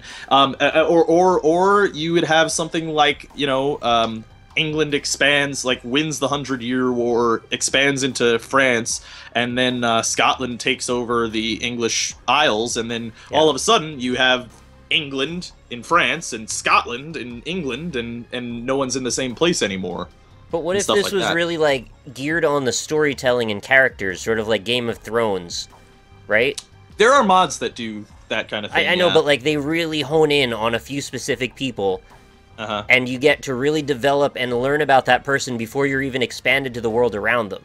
And then it really matters what you think about that person. Your actions have a lot more consequence than just being a few map blips you move around. Numbers, yeah. That's where I lose that level of empathy, right? Is because I don't like to look at them as just units and numbers. I want to actually have a relationship with the consequences I'm making, which is why I care so much about characters in XCOM.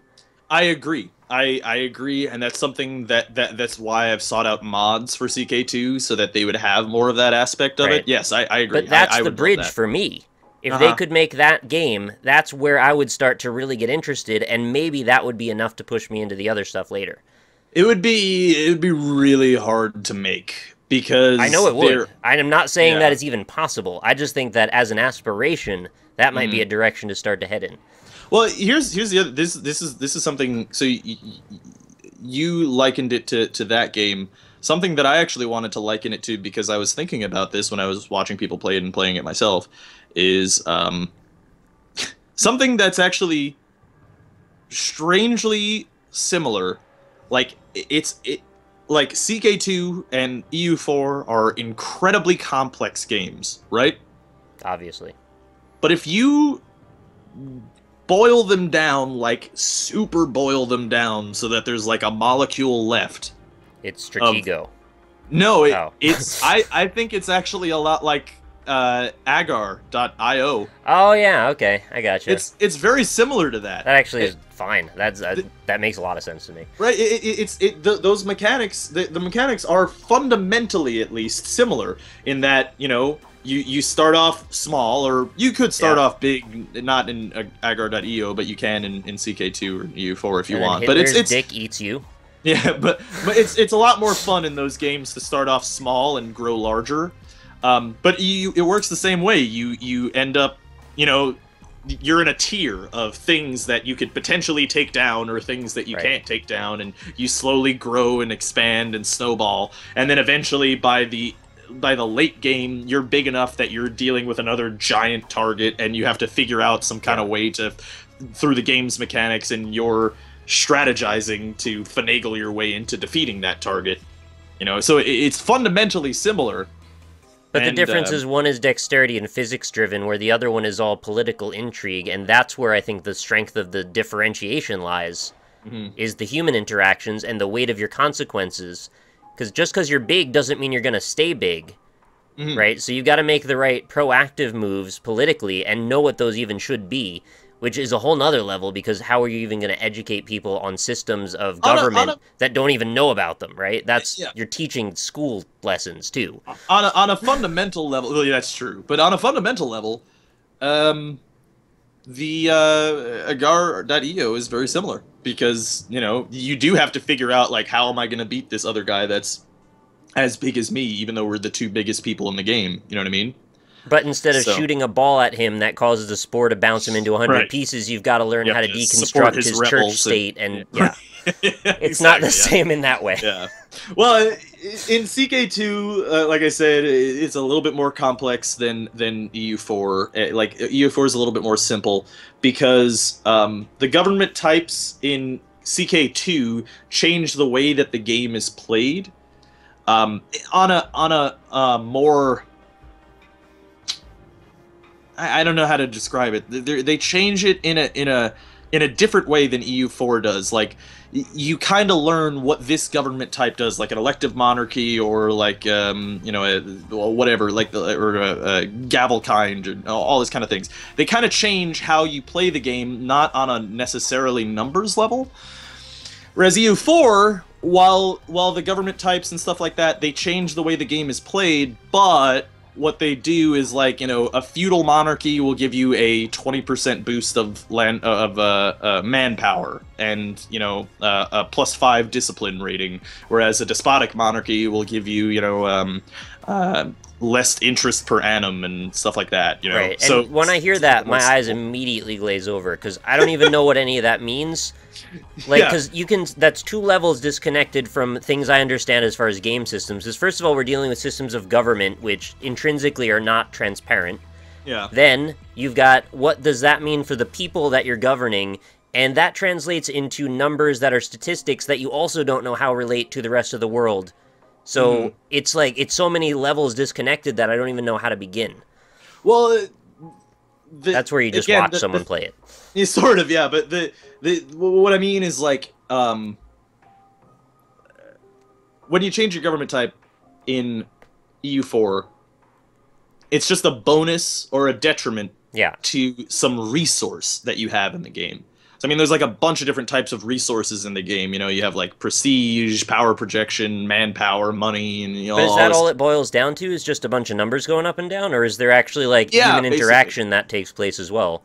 In EU4, not as much. No, it's mostly just numbers changing around and percentages and stuff, and kind of it's about min-maxing mostly.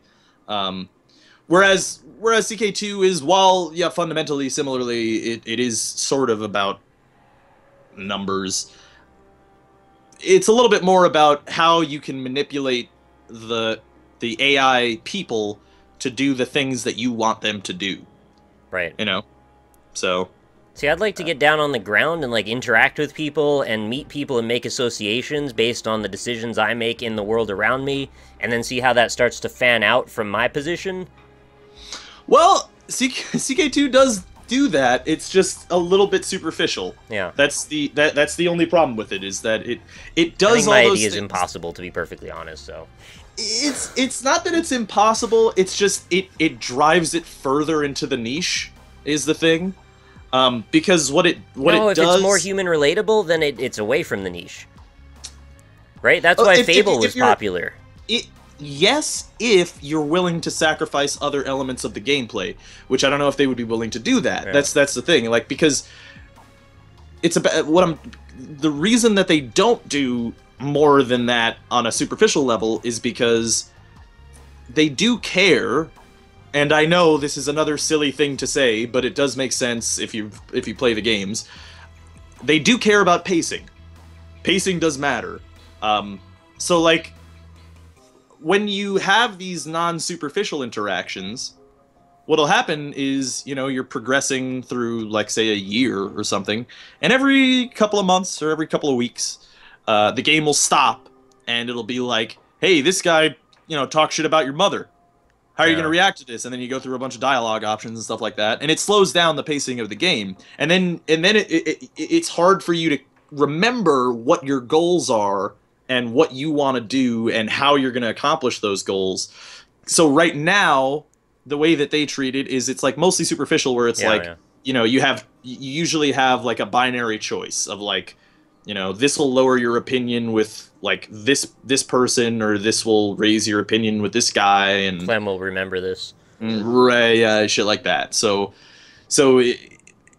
doing that kind of kills the pacing of the game, but that's why I do the mods, is because the mods kind of give you that more human element of it, and hopefully try to connect you more with the individual characters. Whenever I've done a Let's Play of any of those grand strategy games, I've actually consciously made an effort to try to make the characters important, even though they're not actually really that important. They're just kind of numbers.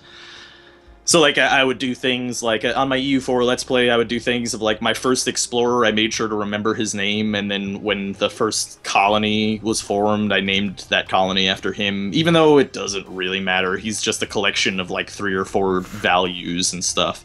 Like, none of that actually matters, but I'm striving to make that connection, even though the game doesn't really give me that option.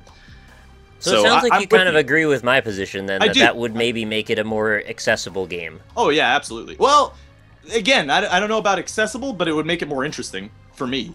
Definitely. I'm imagining Telltale's Game of Thrones on a massive level. Oh, yeah, I mean, that would be... Well, if they made that kind of game, that would be amazing, but fucking impossible. I know, that's why I said that. It might be just impossible. Yeah. No, if they did that, that would be...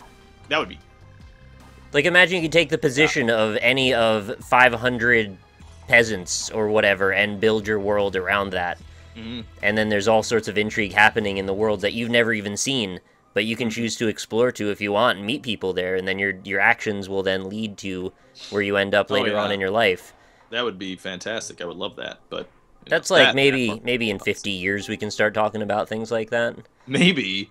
I mean, once they're procedurally generating systems. If they can make a procedural generation system that complex and advanced, that would be incredibly impressive. And yes, that's probably like 50 years away. You need a system that understands how to tell stories that generate systems around those stories. Without having to have human input making the stories that... Well, that's what I mean by procedural. Yeah. It's got to be generating systems generating other systems that understand how to systematically form.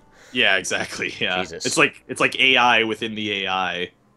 It has to be a heuristics-based system. Fucking incredible, though. Oh yeah, that would be great. Okay, I hope I get to live to see games like that. But that's the kind of power that's like, if it goes left, it's Skynet. If it goes right, it's the most impressive video game. Exactly. Yeah.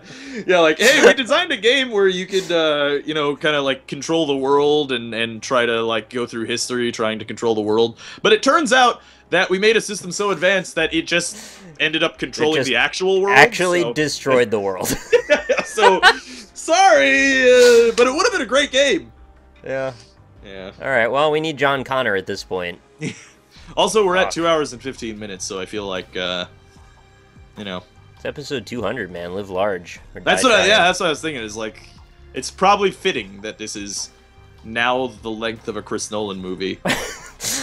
Are you worried when the VR sets come out that people are going to get so addicted to them that they'll never take them off? It'll be like Sword Art Online, but like a Lieutenant voluntary system, syndrome. Yeah, that would. I hope so. I talked about that in Terraria the other day. And I was like, man, that's really a thing that's probably going to happen. There's going to be a ton of people that never want to leave. I might be one of those people. I said the same thing. I might too. Yeah, like I mean, if there is a virtual world that is better than this world, and I can get there by just flipping a switch, I would do. Kind of the way nature there's works. a reason. There is a reason that religion often talks about a magnificent, wonderful afterlife, but the one caveat is you can't kill yourself to get there, right? So, like, there's a reason that's the way they do it, because otherwise people would just be off on themselves if they really believed it, and just going like, oh, fuck yeah, I'll just go to fucking heaven. That sounds great. Spend less time potentially losing my chance at going there by just killing myself now. So, like, if they can create a virtual world in which it's just better than this one, and I can flip a switch and go there, yeah, I would. Do you think that's something we need to worry about? I don't know. Because I mean, people already die on MMOs sitting in the same place for too long. Oh, and that's I'm sure that 80 kind of times less immersive. Yeah, no, I'm definitely sure that kind of thing is going to happen. But I think the prohibitive cost of trying to do something like that, and then on top of that, the fact that people actually do need to work to support the ability to be in those worlds, you know? Well, but they just might stop going to their job. Yeah, but then they're going to run out of power in their house, and they can't be in that world anymore, so, you know, there's going to be that aspect. So they're going to be like cyber addicts. Yeah, maybe. What if No Man's Sky is like the catalyst? If that game is like lives up to all of the potential hype that it could be, and everyone just wants to live in No Man's Sky now because we can fly our rocket ships and resource Skynet harvest. Yeah, No Man's Skynet. There's a meme for the new generation. No there Man's Skynet. Yeah. As soon as No Man's Sky takes over the world. Yeah, no, I mean, I don't know.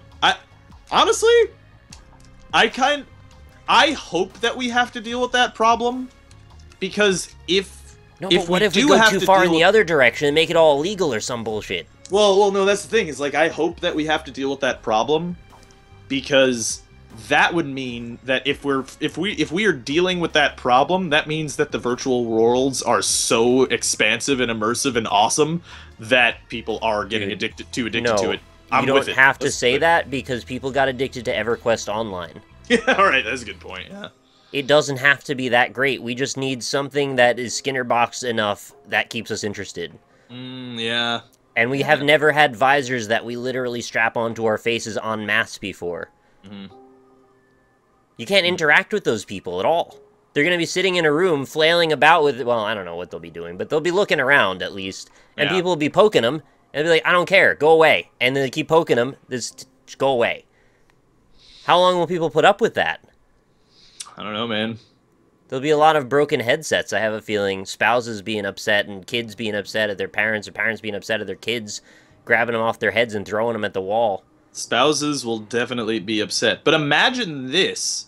Imagine a game in VR where an old couple gets to recreate themselves when they were young and fuck each other in the virtual world. Yeah, that sounds sweet as hell. Right? Kind of touching, even. It is also a little bit sad. It's all of those things, but also awesome. The underlying elements. You know, all the feelings you feel in the first 5 minutes of the movie Up, you can experience with virtual reality. Yeah. The possibilities are limitless, yet it could be a fad. It could just end up being a fad. I really hope it doesn't, but I think even if it is a fad, though, the ultimate trajectory of human consciousness will put us back on that track later. Oh, yeah, definitely. Whether it's not through a visor, maybe that's yet to be decided, but the whole alternate reality through digital means thing is going to be a thing no matter what we do. Oh, definitely, yeah. Unless we wipe it all out with, like, an EMP bomb somehow, or I don't know, whatever. If we destroy all the infrastructure, then maybe it's just further away. It could end wars. But will it? You know, decide them with goofball goals? Because I've advocated that for years. That would be really cool if what they decided to do, like a way that they would... there's actually a Star Trek Original Series episode about this. They fight each other in Call of Duty. Yeah, no. Essentially what they do in the episode is how war... Like, they travel to some planet, And what happened on that planet is they spent like 100 years in this really, really grueling war, and it destroyed all the infrastructure all over the planet. Mm-hmm. So what they decided to do is, because they still couldn't agree with each other, they decided to continue having their wars, but what they simulated the strikes and stuff. So they would simulate missile strikes on places, on cities and stuff like that, and advancing armies and shit like that. And it's like the global movement that they're all down to follow this system. But the caveat being, and because it's a Star Trek episode, there has to be some, is that if there is a simulated strike in, say, like New York City, and like a nuke manages to go off in New York City in the simulation, then everyone in New York City, because everyone agreed to this system, everyone in New York City has to go to these extermination chambers because they've been simulated to be killed, but the infrastructure will still remain. So, and they all agree to do it. They all agree to just go into these disintegration chambers and die. What? For the betterment of their society. I thought the point of simulating it was that people didn't have to die. Well, that's, yeah, right, that's the thing. So what the fuck's the point of simulating it then? So that the infrastructure isn't destroyed. Who cares? Well, if there's no people to live in it. Well, that's the thing, is that in the 60s and 70s, everybody was talking about, people developing a neutron bomb, and that's essentially what that episode is about. It's about a neutron bomb kind of thing, where how terrible it would be if someone developed something like that, because the theory behind a neutron bomb is it would just be a bomb that you could drop in a city, it would kill all the people, but it would leave all the infrastructure intact, so that the conquering nation or people would just move into the city and they wouldn't have to worry about anything. Like, they wouldn't have to rebuild their society or anything like that. Having to go to a disintegration chamber is so much more horrific than actually getting hit with a bomb. Yeah, well, that's kind of the point of the episode, yeah. So, that's the, They could have just not had to do that. And that's largely what Kirk tries to convey to them. But just keep the war going however long you fucking want, but you don't have to kill each other. Yeah. But so, like, imagine that. Imagine if we had that kind of society, except minus the disintegration chambers. But Well, but I think the ultimate reality is they want to physically inhabit this space, which you can't simulate. Well, you could have people just reap the rewards of that space. Like, if Russia, like, simulatedly takes over, New York, then they get to reap all of the taxes and rewards of that place. So we'll play along, but that does break the economy completely. Yeah, no, it does. So, what? There's no logical way to go about it. Yeah, I don't think this system really works. Because the other thing that would happen if we tried to do something like that is, like, the USA would lose in the simulation battle and Russia would take over New York, and then the USA would be like... the simulation. Well, no, they would just be like, all right, I mean, we agreed to do this, but we're just not gonna do it. Yeah, we're just not gonna do that. Like, you could come over here and fight us if you want for it, but... Yeah, anyway, good simulation. That was fun. Yeah, exactly, so... But, yeah, Can't they just wear VR headsets that make it look like they're in New York? Yeah, well, hey, that's something that could be really cool. Like, remember how, like, in awe we were of like, Google Maps when that first came out? Yeah. And it was like, wow, that's so cool. And, like, Google Earth, how cool Google Earth was. You could, like, walk around the streets and stuff. Imagine that with VR, like, a really comprehensive system where it, like, really does, like, photograph everything in the city, and you get to just, even if you don't live in New York City, you get to just walk around in the streets and, maybe even add some AI so you can interact with the people and put a little game on top of it. Everybody's got their VR headset / Google goggles on, and they're all walking around in New York City. You can tap into any of their feeds at any point, so you can look out of their eyes. And you can just walk down any street because there's someone on that street that you can take over their eyes. Yeah. Or porn. Exactly. Yeah. You POV These porn. people are fucking right now. Who do you want to watch? well, like, imagine VR with like POV porn, because POV porn has been, getting popular in a big way over the past, like, year or 2 or 3, and POV porn would be a lot better if the guy just had a panoramic camera strapped to his head, and you could just put on your VR headset and look around at whatever you want. Yeah, I guess. I mean, getting laid is better, but... No, Okay. yeah, obviously. But it'll pretty much always be better until we have perfect sex robots, so. Which is why I said, as soon as the perfect sex robot comes out, that's the end of the world. It's over. It's gonna be a weird time. I hope it's my lifetime. You want the world to end during your life? No, I just want a perfect sex robot. Can you just have like a normal human relationship? That's so much Sorry, more I don't work. mean to be so judgmental, Rob. If you're into that, you're into that. I'm not gonna judge you for it. But a perfect simulation of a human is so much better. Maybe it's because I It hate people. devalues the humans, though. Well, exactly, yeah. I don't like that. Yeah, but I hate people. Like, I'm a big misanthrope, so.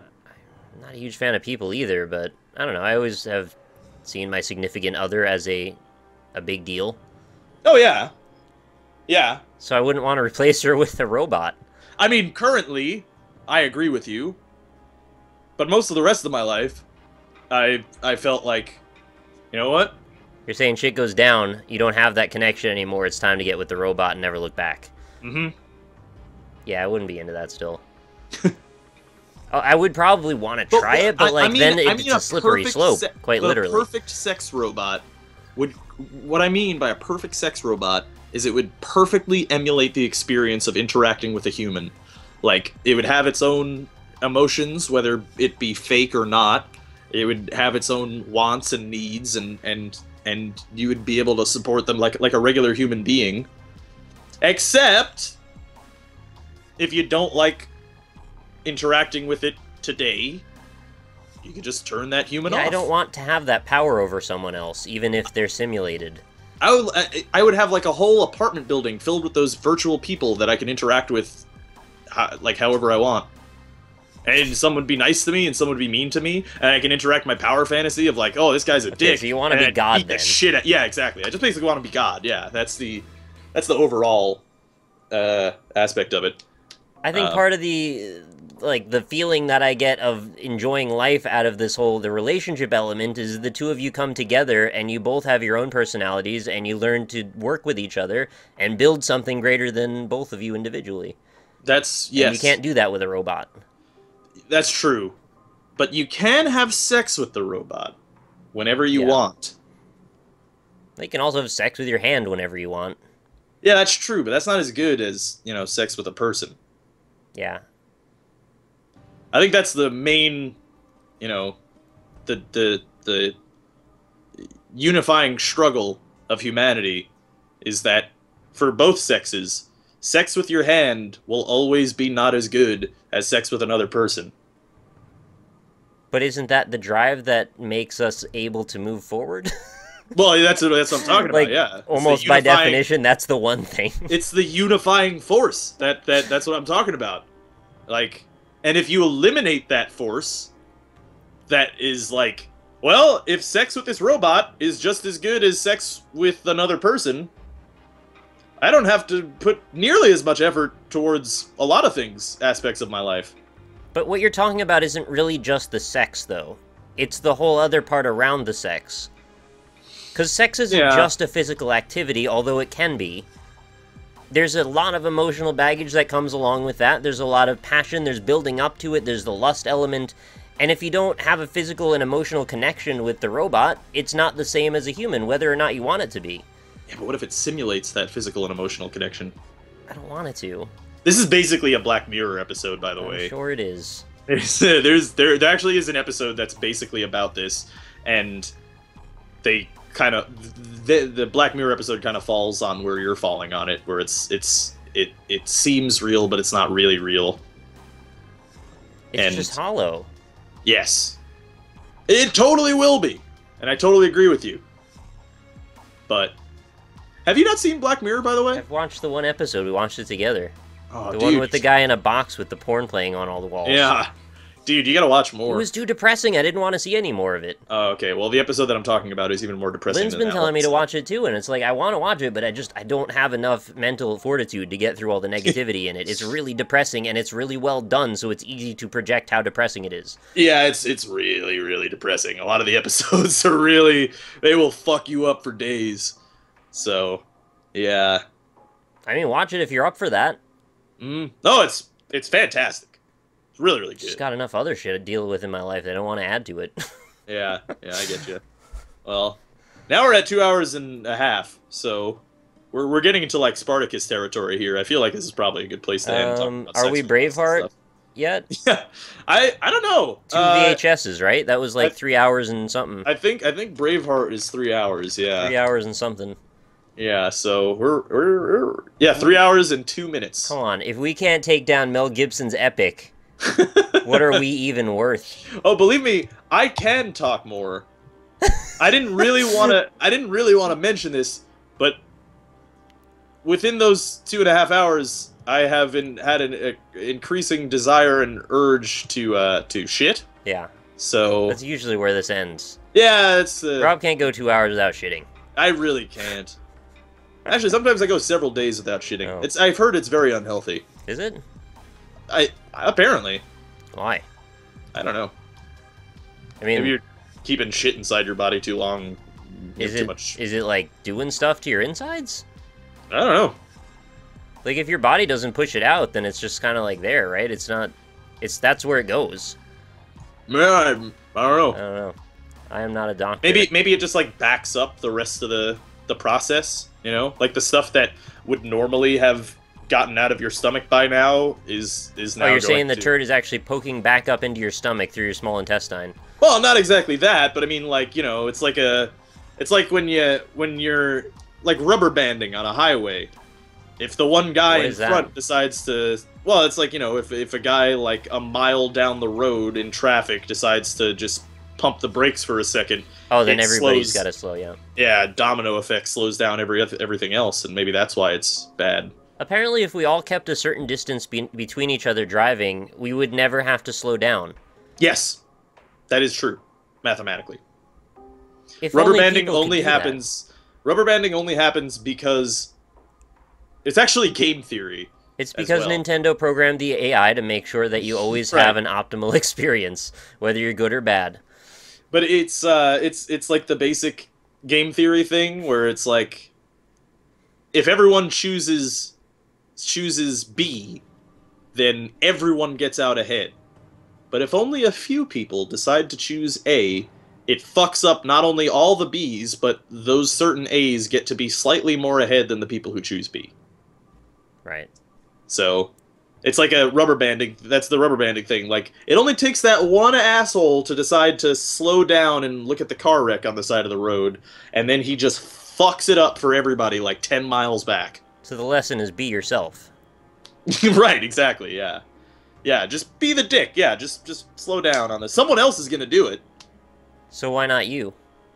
That's the whole game theory thing, yeah. That's where that whole thing comes from, is like You're fucked from the very equation. Exactly. It only takes one person to fuck it up for everybody. Nobody even has to. So It's just the why idea not? that someone could fuck it up that has already fucked it up. Well, but that's the thing, right? Is like in a big enough group, it only takes one person to fuck it up for everybody else. So why not let that be you? Because someone else is going to be you anyway. That's what I'm saying, yeah. Yeah. So someone else is going to. So you might as well choose A and get out ahead. It's like if you've got a big group of people like at a music festival and there's a trash can and everybody wants to throw their trash away in the trash can, but a bunch of people miss. And eventually they realize, hey, look, there's all this trash on the ground. Let's just throw trash on the ground. Mm-hmm. Right? You'll be the one that starts that domino effect, and eventually everything is in everywhere but the trash can. Mm-hmm. That is also that very same premise in the game theory thing. Mine is just like a slightly broken version of it. There's actually a really good game theory class on YouTube for Harvard's open coursework. By the way, Okay. I haven't mentioned this for a while, but I went to in Harvard. case- No, I didn't. no, in case anybody didn't know, you can basically go to Harvard. You don't have to pay.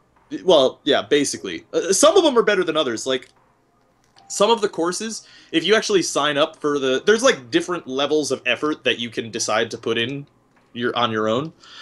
Like, certain courses are actually taught at Harvard every semester, and they record them, they film them, and they put them up on the internet. And some of them, the teacher and the TAs and stuff will actually give you the tests and administer them online, and they will read your homework and grade you on it and give you a grade. They just won't give you any kind of diploma or anything.